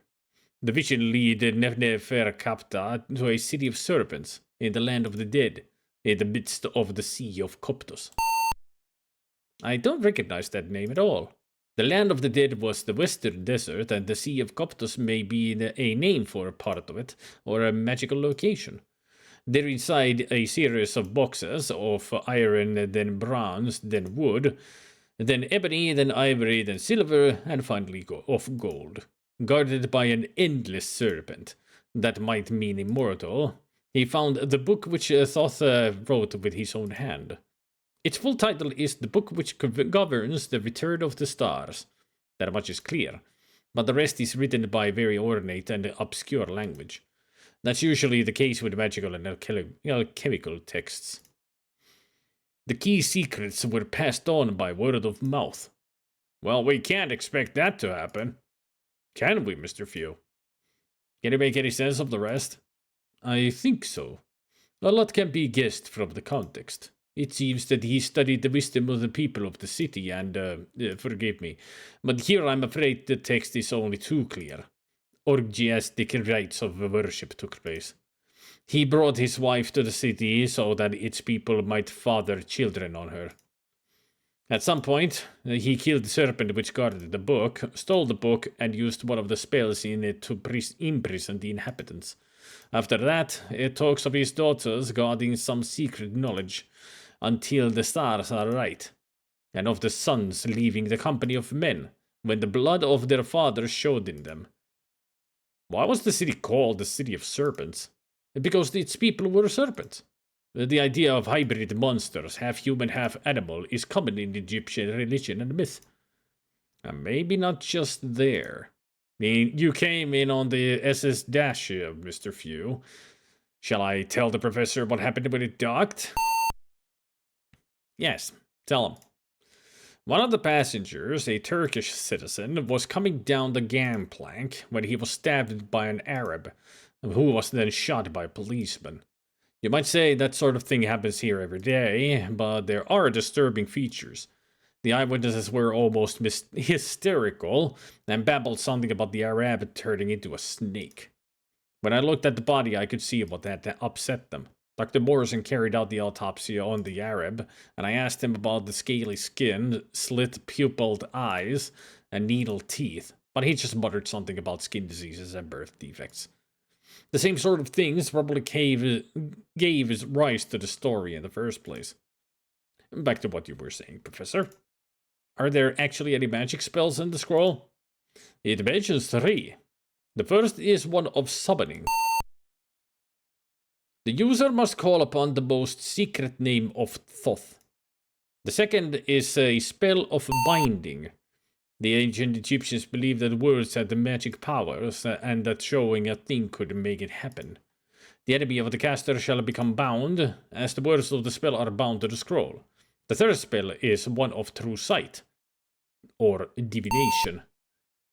It uses the needle of gold and the spittle of serpents, but doesn't say how. A golden needle? Well, I'll be. That's uncanny. Back in 1918, one of the officers stationed in Cairo, a Captain King, was found semi-conscious on a bench in the Esbekia Gardens. There was no obvious sign of injury, but he seemed to be drugged, and when he was spoken to, all he would say was, "She scratched my eye with a golden needle and gave me second sight." He stayed in that state for several weeks, and then came feverish and delirious and died. But that was all he would say. The strangest thing was, when they carried out an autopsy, there was a scratch in the corner of one eye. We never got to the bottom of the affair. The only clue we had was that the king was one for the ladies, and he'd be seen with a beautiful young Arab woman. She was wearing a veil, though, and it's hard to identify someone just from their eyes. The telephone! That will probably be for me. I told them I could be reached here in an emergency. What? Who? How long ago? Any witnesses? Alright, I'm on my way. You must excuse me, I'm afraid. Something bearing on this case has come up elsewhere. I'll try to get back, but if not, I'll be in touch with you tomorrow, Professor. Of course, Cameron. I'll carry on here for a while, and try to decide whether this is genuine or not. Good night. Good night, Mr. Few.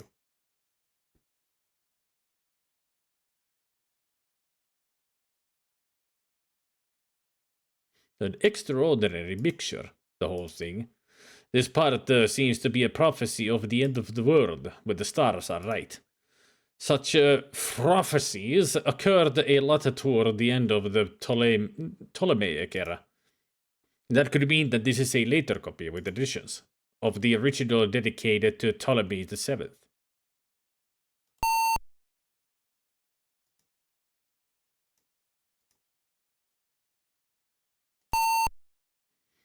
The Temple of Jupiter Serapis, the dynastic god of the Ptolemies. It was the site of most of the Alexandrian library. When the stars are right, she who is foremost among the daughters of Neneferkapta, she who is Isis, she was the goddess of motherhood and nature, also skilled in charms and magic, shall call upon Thoth, and by his name that she alone knoweth, and the messenger of those that wait shall come unto her, that they may be united. That will refer to the spell of summoning, but the name is almost certain to have been passed on orally, as the central secret of a mystery cult.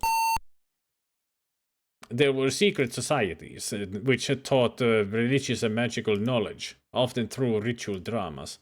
Because of the oath of secrecy taken by initiates, very little of their teachings has survived. The Union will mark the dawning of a new age, when the old gods will return and their servants shall have power over all things. The world will be destroyed, and a new one take its place. Oh, blast that light. A lamp. The bulb must be going. Anyway, that's as far as I can go for now. I don't want to risk handling the scroll anymore. In the morning I can begin work on it properly. It'll take months, maybe years, to fully appreciate what we got here, even if we know where it came from. But one thing I am confident of. It isn't a fake, modern or ancient. The style and script are both too consistent for that. What on earth?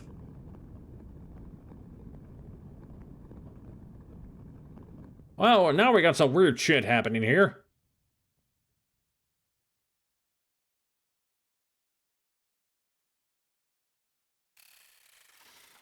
The message of the book is not for you.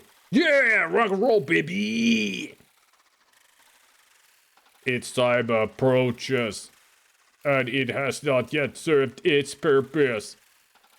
Bring it to me.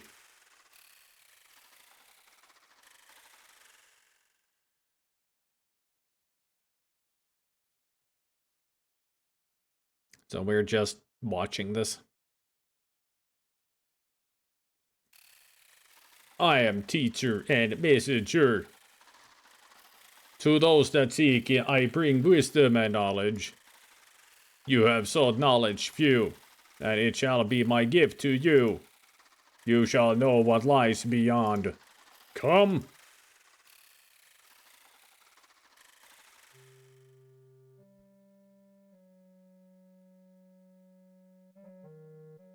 I'm worried, sir. You were standing there when we came in, and for 10 minutes you have not moved. Are you alright? Yes, I'm alright, thank you. Where am I? The catacombs of Chagofa, sir. How did I get here?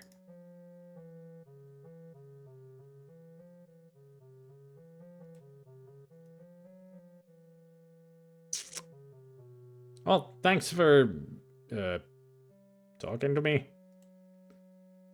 Do not tell anyone, but I am not really a tourist guide. My mother got me this job.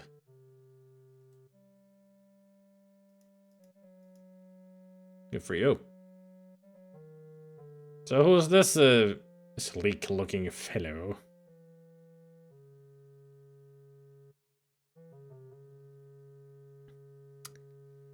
So we blacked out. And now we were here. Let's go back to the hotel. Ah, the peddler is gone. Or bigger. Oh, shit just got real. In a sense.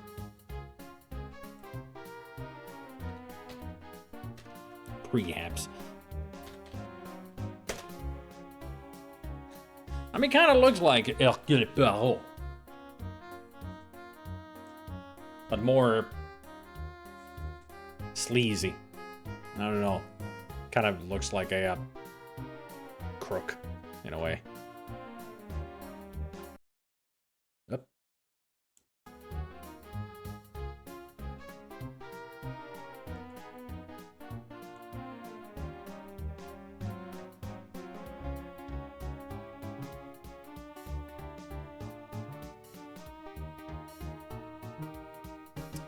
So you thought that skipping the 60 pages would save us from reading? Wrong, it is all reading. Well, it's dialogue. It's like you said that it's a kind of a visual novel thing, but it's just cutscenes. So it is still a video game.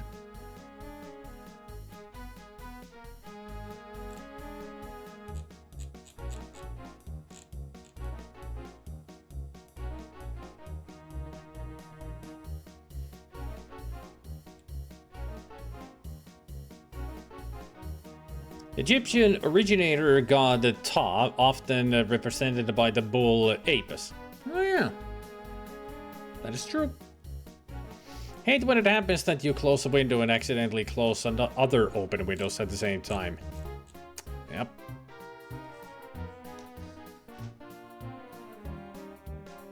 Don't say things like that, else I'm gonna think I'm valuable, and then it's gonna get to my head, and then where will we be? I don't know, still here.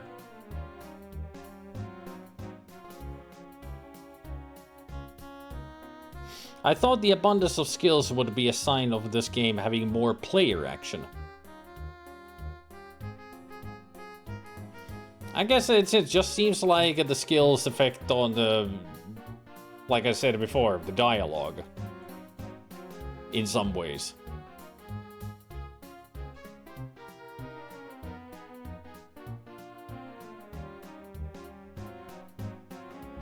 I'm a little disappointed because my expectations got misled. This game is just going, choose what LARPing background you want for your reading. Yeah, pretty much. Seems to be the case.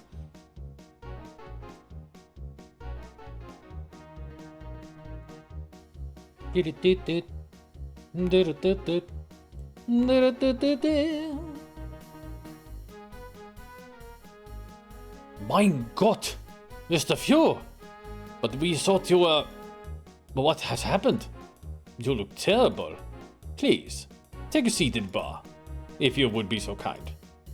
Just for a few minutes, while I make arrangements. Arrangements?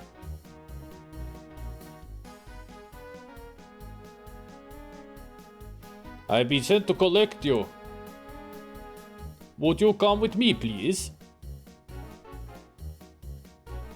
What did we do? Well, I'll be. Emil was right, it is you. What happened? Where have you been? I was in the catacombs, I think, at Comes Chakova. Then I came here. Yes, but where were you before that? At the museum, with you and the professor. When was that? Last night, wasn't it? No, Mr. Few. That was 3 months ago. You've been missing since then. You must be suffering from amnesia. I better bring you up to date. You remember I was called away from the museum, I hope? After we arrested the elitist woman, we began researching her properties to see if we could find any other manuscripts. At her warehouse, they found the body of her customs agent, Yusuf al-Rashid, in the cellar, and phoned me at the museum. I didn't get much out of her, so I left her to stew for a while and went back to the museum, where I found the professor's body and you and the scroll missing. I assumed at that point that Ariadne had arranged the murder of al-Rashid, and whoever had done that also came to the museum to recover the scroll. There was a struggle. The professor's heart gave out, and since you had witnessed it, you were taken to be disposed of later. I went back to the station to question Ariadne again, but by then she had disappeared as well. What? You mean she hadn't jumped bail? No, she put her money to better use. The lavish bribe did the trick. If I catch the man responsible, it would be the first time someone vanished without trace in this city. But I was astonished when you turned up again in one piece. All I can assume is that they couldn't face killing you in cold blood, and ransom demand have been too risky, so eventually they just knocked you on the head and dumped you into catacombs, alive and unharmed, except for your memory. Even if I did tell him that I can remember what happened to me, I don't think he'd believe it. Anyway, I put in a report along those lines, and officially that was the end of it. But there was still something that I wasn't happy about. What was that? I had to empty the warehouse safe, and I used the keys which my men had gone in with, Ariadne's set. Later on, I was going through the items on al-Rashid's body, which included his set of keys. One of them was obviously brand new, and didn't have a match on Ariadne's set. She had one which was the same type but older, and didn't have a match on his bunch. The only way to finding out what they fitted was to try them on every lock in the warehouse. The odd key on Ariadne's set didn't fit anywhere, but al-Rashid's fitted the door to the cellar. It seemed strange that he had a key and she didn't, and I took a closer look at the lock. It was brand new, so he must have changed it, and the odd key on her bunch was one of the old ones. That wasn't what worried me, though. When we knew that whoever killed al-Rashid broke open the cellar door, when I was looking at the lock, I saw the paint on it was badly chipped. I could only find one explanation for that, and I didn't like it. The door had been forced from the inside? Precisely. It had been forced from inside. Everyone, including myself, had assumed that the killers grabbed al-Rashid, kicked the cellar door open, dragged him down where his screams would be heard, and killed him. If they were in a hurry, they wouldn't have bothered to use the keys. But why would anyone break open the door from the inside? Al-Rashid couldn't have done it in trying to escape, because he was found tied to a chair. Even if we assumed that the cellar door was open at first, but someone locked his killers in there, Al-Rashid's keys were hanging on his belt all the time. Up until that point, we had a neat explanation for everything, even if we couldn't arrest anyone for it. The elitist woman and al-Rashid had been smuggling drugs and manuscripts. He cheated her, so she hired gun and thugs to kill her. It all went badly wrong, so her accomplices had to get her out of jail and stole the scroll and case to fund her getaway, in the process giving the professor a heart attack. I could either leave that as it stood and have an unsolved but explainable case, or start asking questions to which I had no answers. So I didn't say anything about the lock in my report, but it still worried me. Now you're back in Alexandria. I thought you might be able to help me clear this up. Perhaps a fresh pair of eyes might be all that is needed. Let's go to the warehouse and see if you can spot anything that I didn't.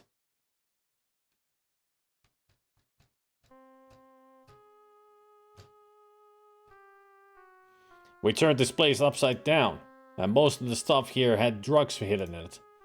They must have got rid of the rest of the material, and been in the process of parceling up the drugs for sale. Anyway, let's take a look at the cellar.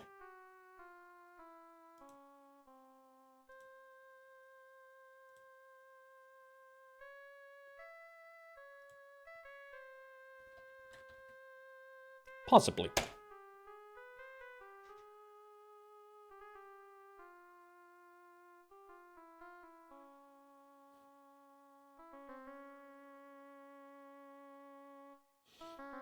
I've been listening to everything going on in the game, but I can't seem to follow it. Somehow the narrative is just too... I don't know how to describe it. 66% narrative, 33% multimedia, and 1% gameplay. It does drag on, doesn't it? It's kind of abstract, aloof from the heat of the moment. It's all dead talk. No, it's just that it's in the, small speech bubbles. I mean, that's what it is. That it's small speech bubbles, and that the sounds of someone dialing through frequencies on an old radio is a good analogy for it, because you're clicking through them fast. It's like, where's the next text? I can imagine it can be disorienting to a lot of people. Instead of just being a long text like in usual adventure games.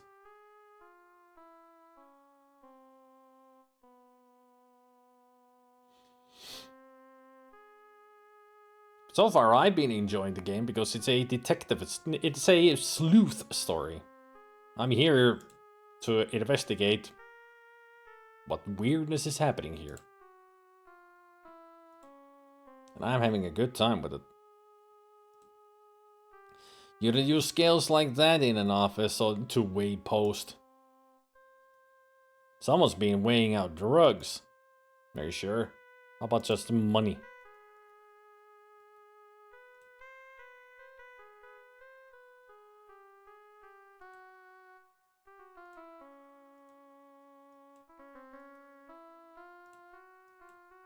Apparently I can't read this.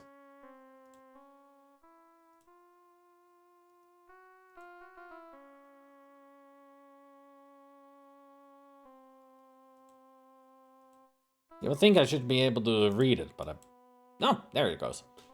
Eastern Telegraph, sender's copy, addressee A.S. Dusha, 67 Mumhane Yaldizhan, Galata, Constantinople. Following meeting with your representative, confirm samples satisfactory, terms agreed. We'll take delivery mixed order compromising, butter 100 tins, glucose, cooking oil, tomato sauce 50 barrels each, sandal soles 500 pairs, ship via SS Fezara, Khedivial mail line. Al-Rashid.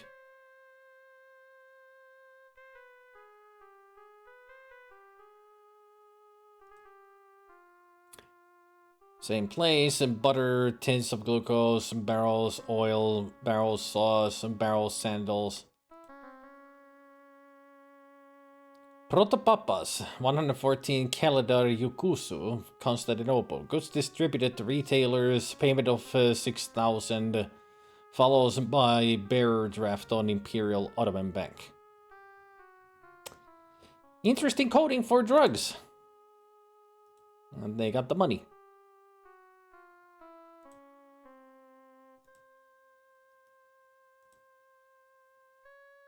That lot doesn't add up. Individually, the papers are fine, but together they look like someone is trying to conceal something. Why was only part of the main order confirmed?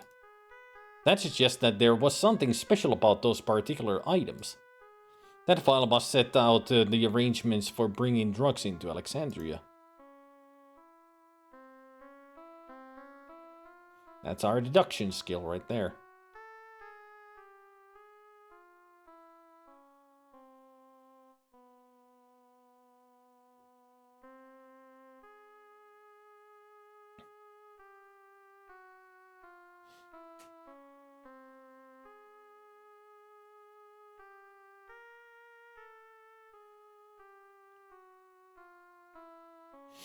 Great Scott! So this means that which, given the historical and strategic significance, is why I've realized I need to tell you that you need to figure out this next. What about the scary cult stuff? So far we've had just one cutscene. This is a game where you're supposed to get really invested in the stuff they're talking about, and think through it and feel plenty of ways about it until stuff hits you. Oh my god!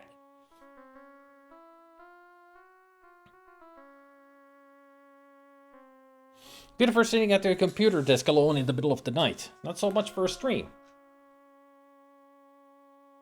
Are ye not entertained? I mean, if ye are not entertained, I can stop playing.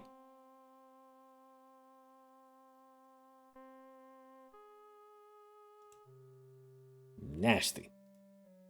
That must be the chair they tied him to. And that's where the cut rope comes from. I wonder what that pile of ash is. I wonder what that gleaming light with the lens flare is. That looks like the rest of what they tied him up with. It's been dusted for fingerprints.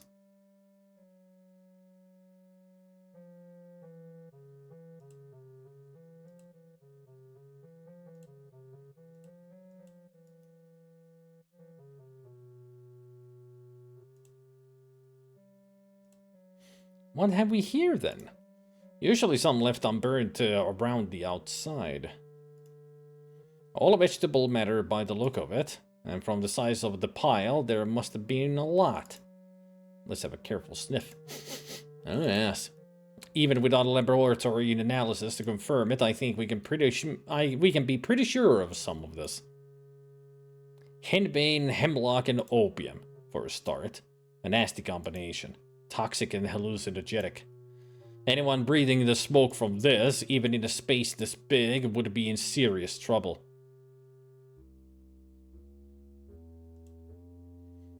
There are some rope fibers in the cracks of the slab. That's probably from the large coil of rope, but I can't understand why that is down here. From the looks of it, Al-Rashid cleared everything else out in the cellar, but left the rope. I wonder why.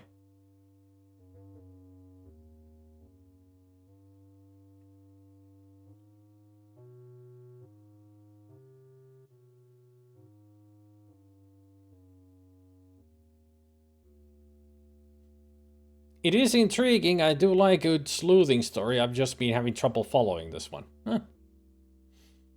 Don't get insecure on us. Let's think through this without judgment. I'm not insecure. I'm just asking. I mean, I'm having a blast with the game. But if people don't find it interesting... But it seems like a lot of people find it interesting. Duke Donut streamed this for like 6 hours going through several playthroughs, so it definitely works for streams. And also McCaw, who visited here for a while, said that they also played it.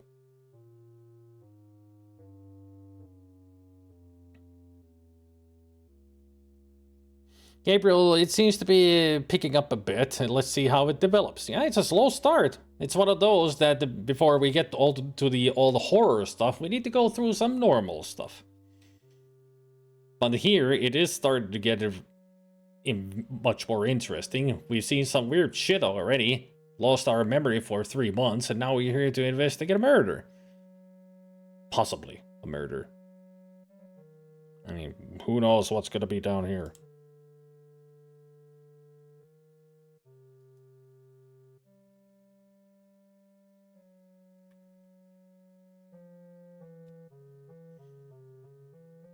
Yeah, but that's McCaw. Who can believe him? I mean, dude's a parrot. If we adjust in some ways, we can make today's collected stream attitude into one that will have a blast with it. So let's learn to have fun with this, which is how I should have said it in the first place. So much simpler.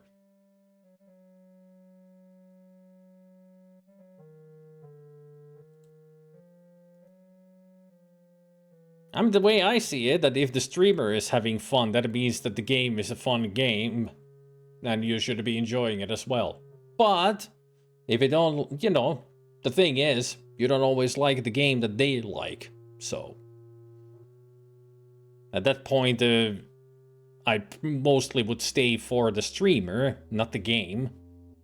I've done it many times, because I find the streamer entertaining, even if I don't like the game. It's just fun, it's just, you know, entertaining to see how they're enjoying the game.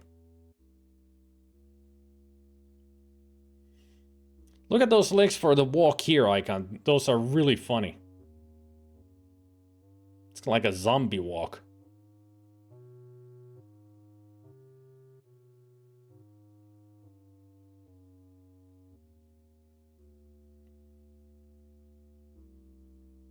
It's like an egg on legs. I suppose it's supposed to be like one of those Egyptian short skirts, you know, that only go down to the knees. Trouble is, we're trying to split our attention between the game and the social experience. That's why Zelda and I are having trouble keeping up with the story. Maybe. I mean, could it be that you're not focusing on the game? You bastards.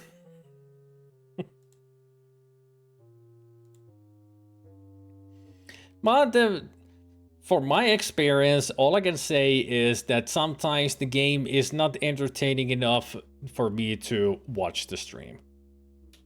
I mean, even though I like the streamer and they're entertaining on their own, but sometimes the game, I just don't follow the game at all, so I lose interest and I don't watch the stream.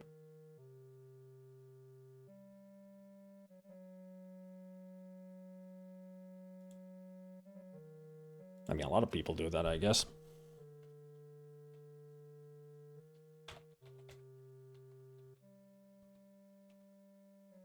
I'm dealt.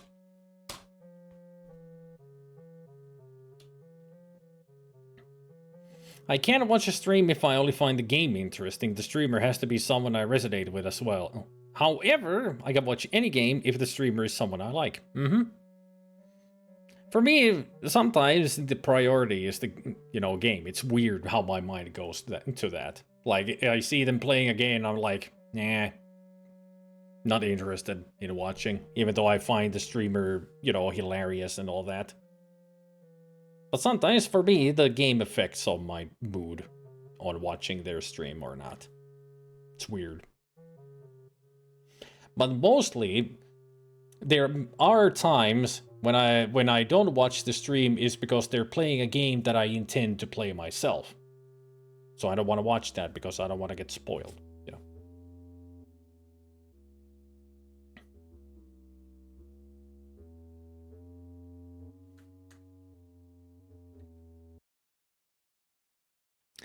But now, we should take a little break. We deserve it. We deserve a little break. Because I need to get more pizza, and you guys need to see kitty cats.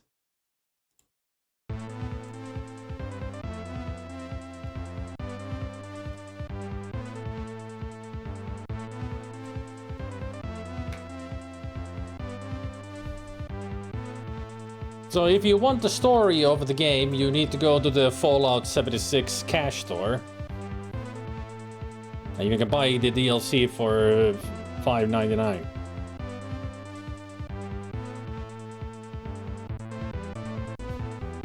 Fred! And also White Shadow lurking.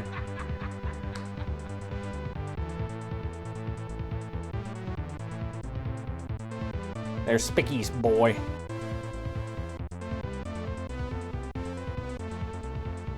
And there's Bolt.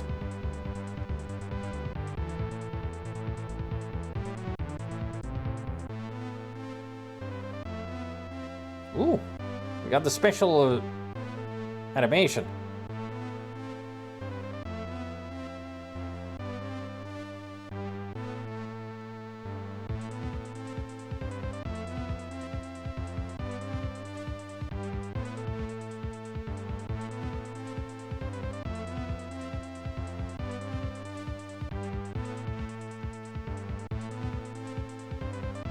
Nobody saying totes the dorbs or soy munch.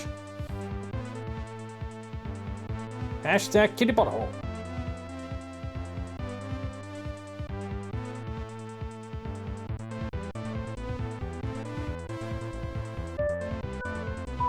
There we go.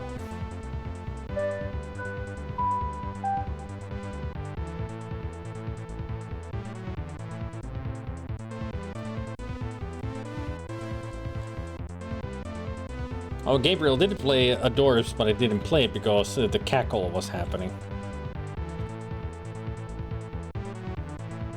You need to play the Adorbs again. Because it wouldn't play. There you go. I mean, look at that. That is Toad's Adorbs.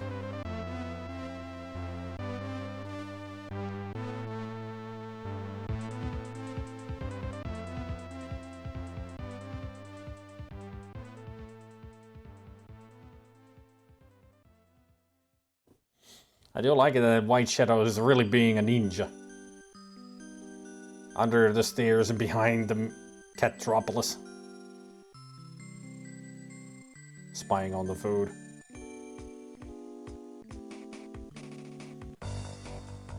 A sneaky, sneaky ninja. That's what he is.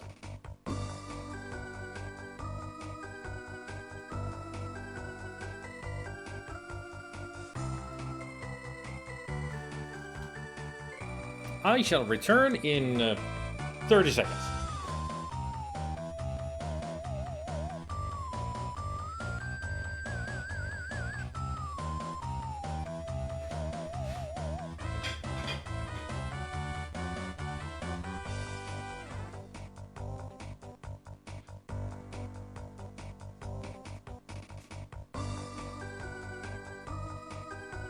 I brought chips.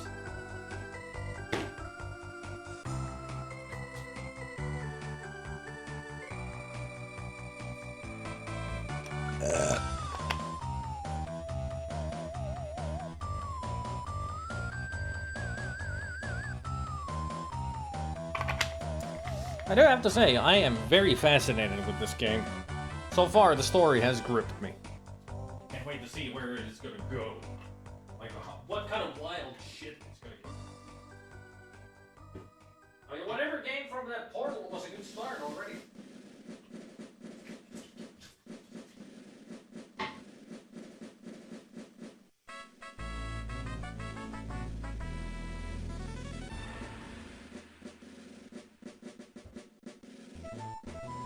Apparently today's Mother 3 music.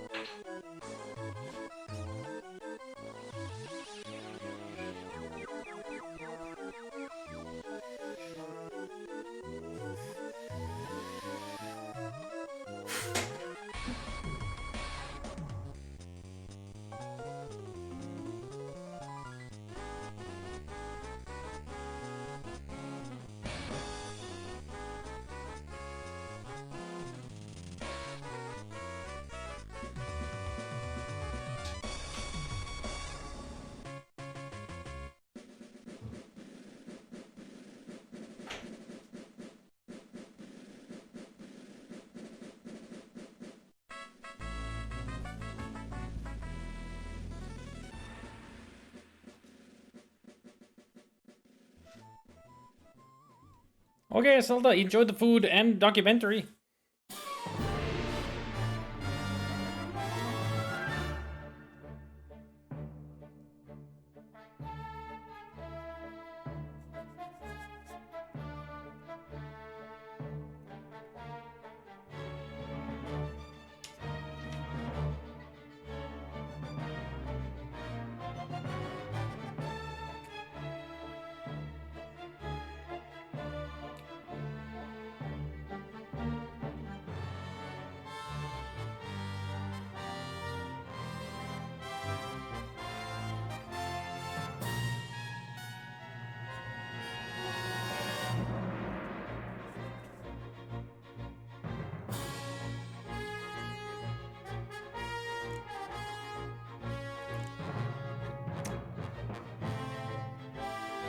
Also, looking at this walkthrough that I've got, this is a very short game.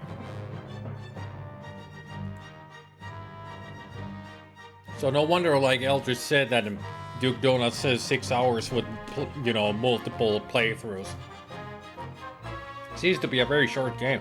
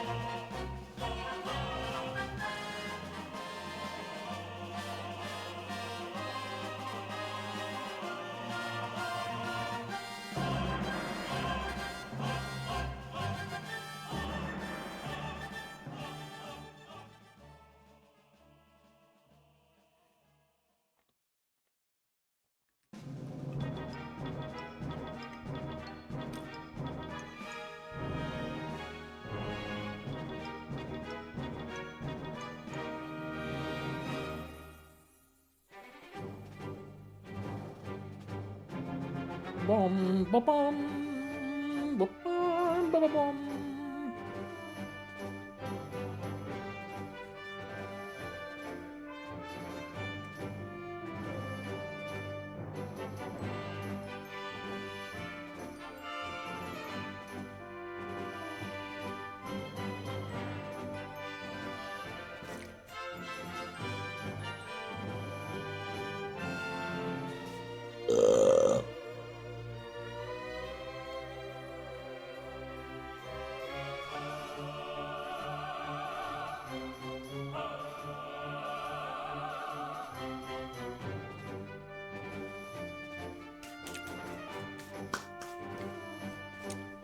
This music, and imagine Nintendo characters just beating the shit out of each other.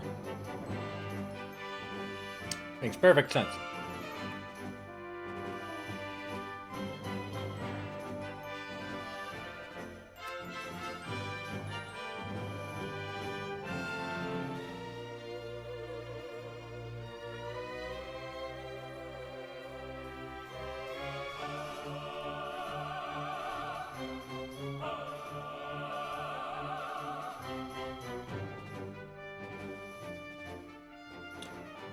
Well, that's how it's normally in the Pokemon game, but this is Super Smash Bros. Melee, so it's the Pokemon Stadium, and you're just beating the shit out of each other.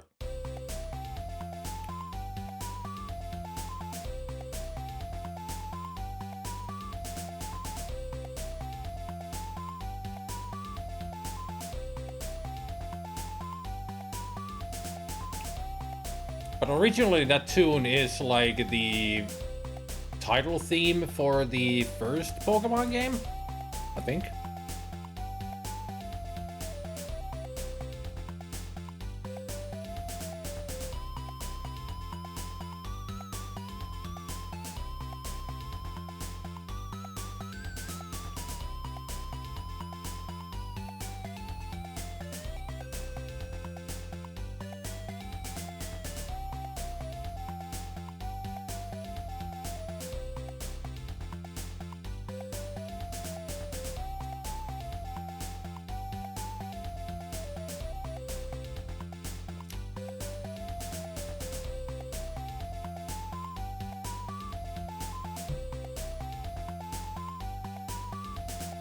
Mm-hmm.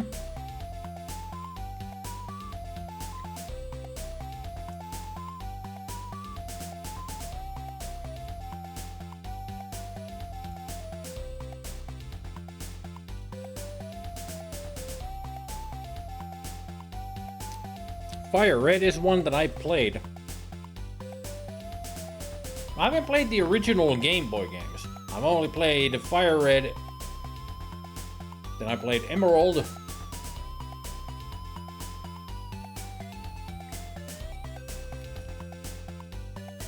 And one of the DS games.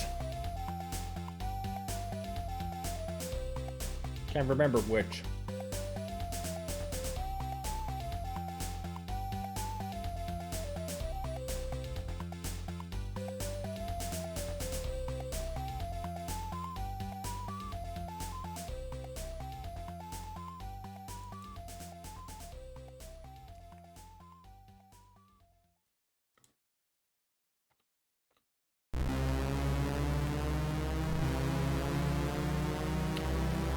I know that the one that I played on the DS was the one with the total dial as one of the starters.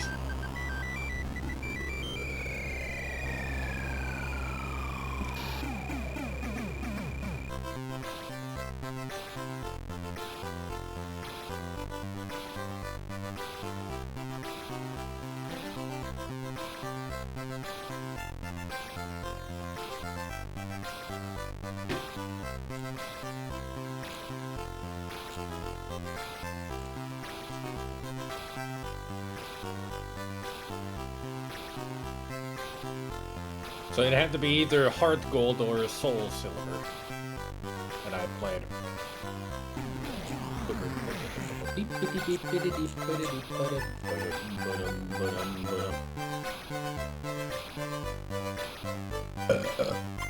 Yeah, yellow is a special one.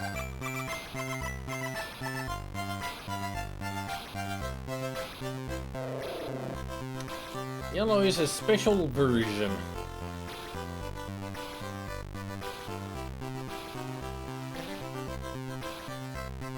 Just like Emerald, I think, is a special version of the games. I mean, there's Ruby and Emerald and Sapphire. Then there's Fire Red and Leaf Green.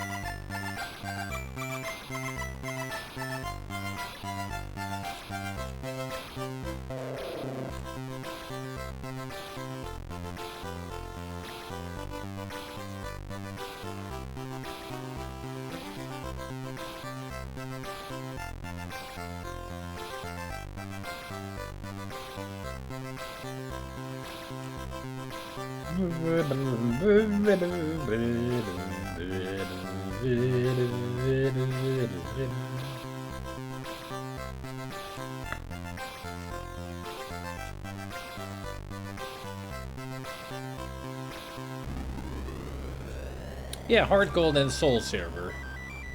Can't remember which one, but those I played because it's Chikorita, Cyndaquil, and Totodile as the starters.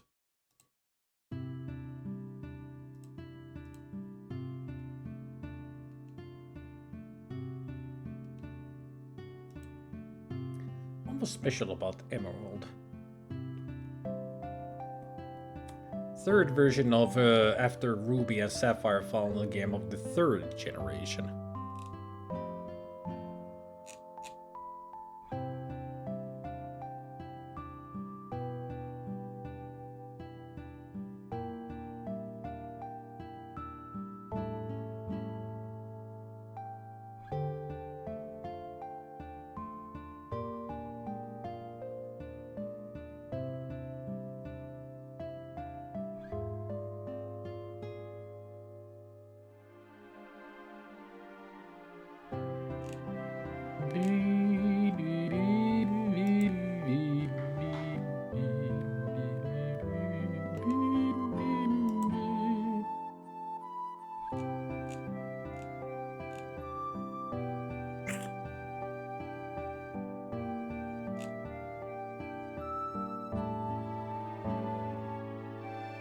Yeah, Ruby and Sapphire had the Trico, Torchic, or Mudkip. So it was the Emerald that I played because I remember I always chose Torchic. A fighting fiery chicken? Hell yeah.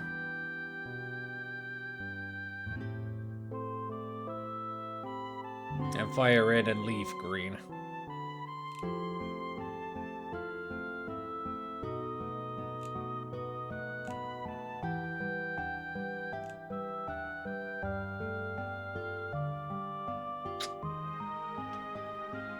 Beep, beep, beep, beep, beep.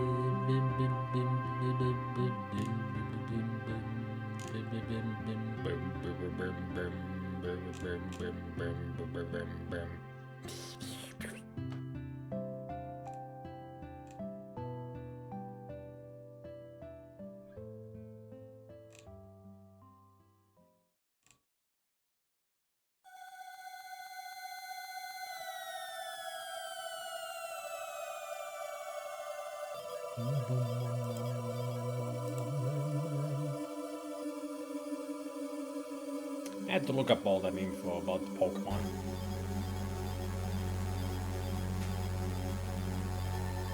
It's all because I'm not that familiar with the games. Never really got into them, even though I tried them.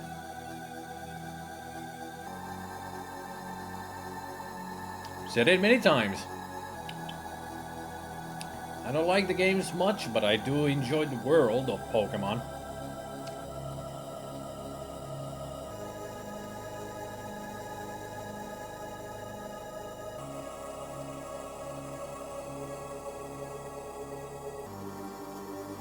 With all its weird creatures and settings.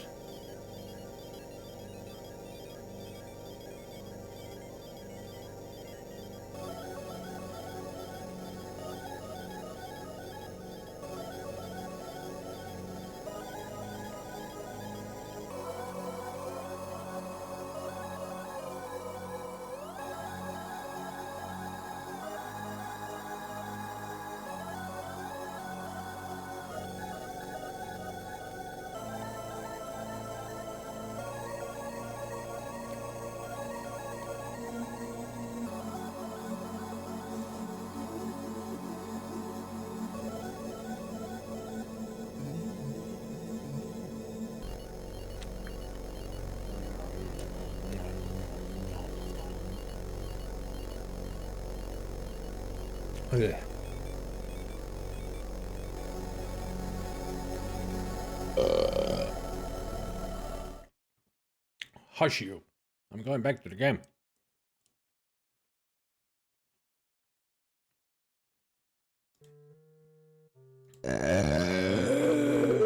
Exactly.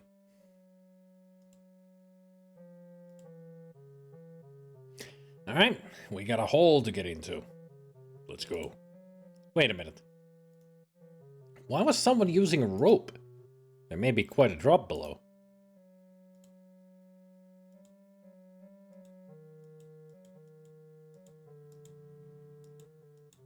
We're gonna need a lot more hemp before we're through. There. Now we can go down. What is this place? Some sort of temple?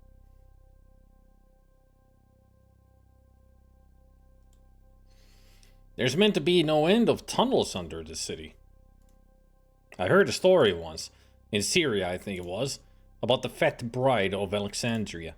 Apparently the wedding procession was going down the street, a hole opened under her feet, and she vanished, never to be seen again. There is a corridor back here.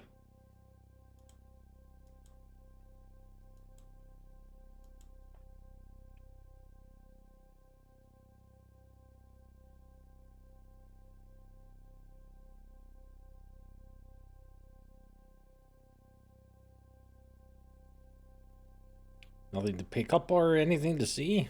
Alright. There's more of it ahead. More of it ahead.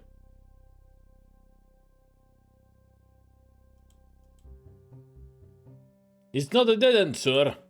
The corridor continues around here. We must be on the right track. But we must also be careful. Whoever killed Al-Rashid might come back this way. What is that strange glow up ahead? It's a good question. Let's go see. We better keep moving. With somewhere as old as this, there's always the danger that the whole thing could collapse at any time.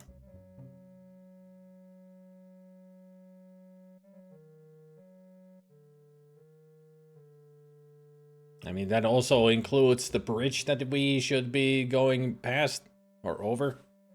I wouldn't trust that bridge. I would go around it.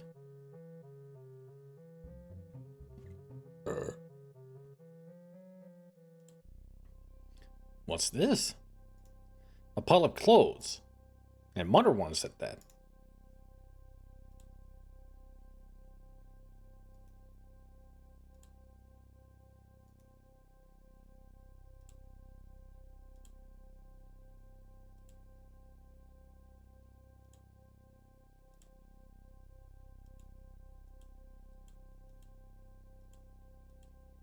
Why are you going here?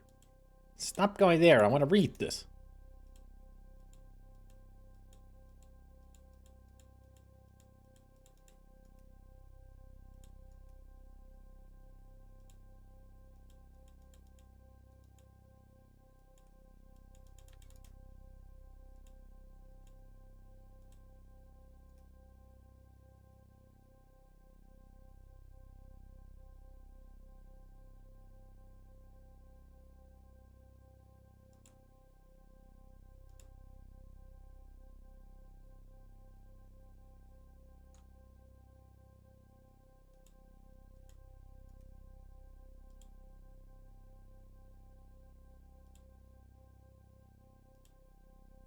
Yeah. Not something I wanted to see today. There it is. How do you read this book?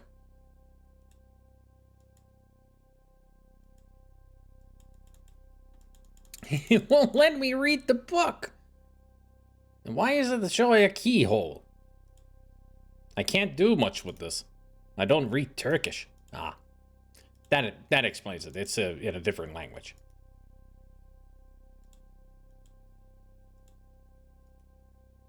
Right. Even though Egypt isn't part of the Ottoman Empire any longer, Turkish must still be used a lot here. Maybe Cameron can read it.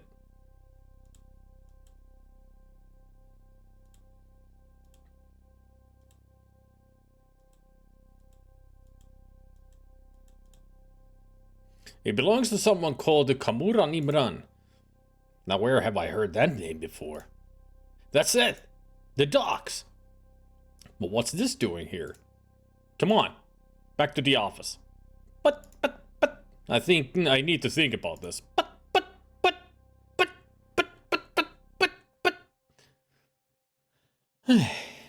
Fine. Before I tell you what was in the notebook, take a look at this file.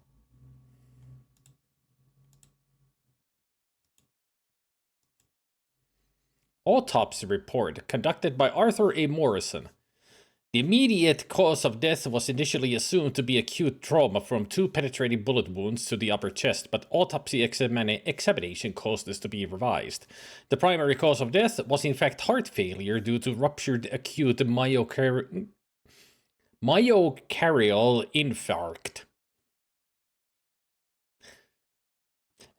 Approximate cause of death. Unknown cardiovascular stimulant. Method of ingestion also unknown, but possibly connected with a minor lesion in region of sternum. It's supposed to be myocardial.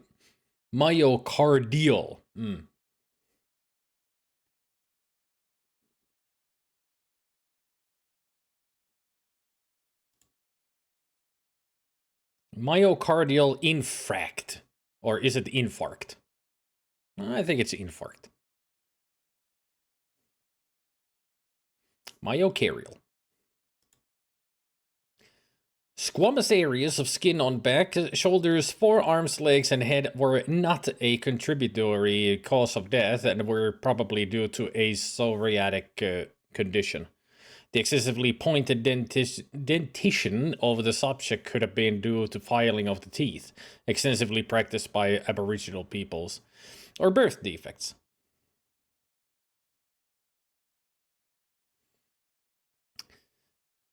With some of these words, it feels like that Don Toblerone wrote this. The anomalous slit-pupilled eyes described by witnesses were not observed at autopsy due to post-mortem relaxation of the eye muscles. Neither this nor point 3 above can be confirmed by further examination as the body was buried immediately after autopsy. Quite quick. According to the records, you came into Alexandria on the SS Dacia. Do you remember an incident when you were disembarking? The stabbing on the dockside? Oh yes. It's only in the last 3 months I don't remember. The letter you read just now was about the autopsy report on the killer. The notebook belonged to the victim, Kamuran Imran. According to his passport, he was a Turkish teacher, but judging from his notebook, he was obsessed with the study of alchemy, and with reconstructing a lost masterwork, the Book of the Serpent Staff. Biblion Kairokian. The scroll at the museum. Aye, that's right. Imran seems to have only discovered fragments of it, second or even third-hand copies. But we know that the original has survived. And when the professor translated some of it, he spoke of a hybrid race, half human, half serpent. I'd call that a pretty fair description of whatever killed Imran. It seems amazing that nobody has come across them before, but you could hide an army in that labyrinth that we discovered, and maybe many of them could pass for human. The question is, why did they kill Imran? If that is their temple where we found Imran's possessions, then by trespassing in their holy of holies, we must have committed sacrilege in their eyes, and the penalty for which was death. One of the spells in the scroll was a spell of summoning. Most of such spells use the victim's hair, nails, or personal possessions. If they had some of his clothes, they would have believed that they could use them to draw him back to the city. It all starts to make a strange sort of sense. We know Imran was buying manuscripts and that Ariadne and al-Rashid were selling them.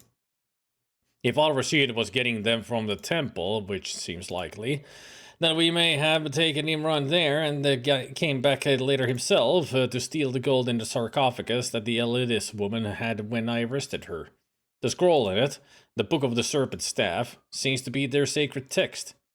They must have followed al-Rashid's trail back to the warehouse, broken out of the cellar and captured him, used drugs and poison to find out what he had done with the scroll, and finally caught up with it at the museum. That wouldn't be too hard. There was plenty of gossip about what happened at the hotel, and I made no secret of where I was going. The shock of seeing them was too much for the professor, but they took you back with them, and held you down there until you managed to escape.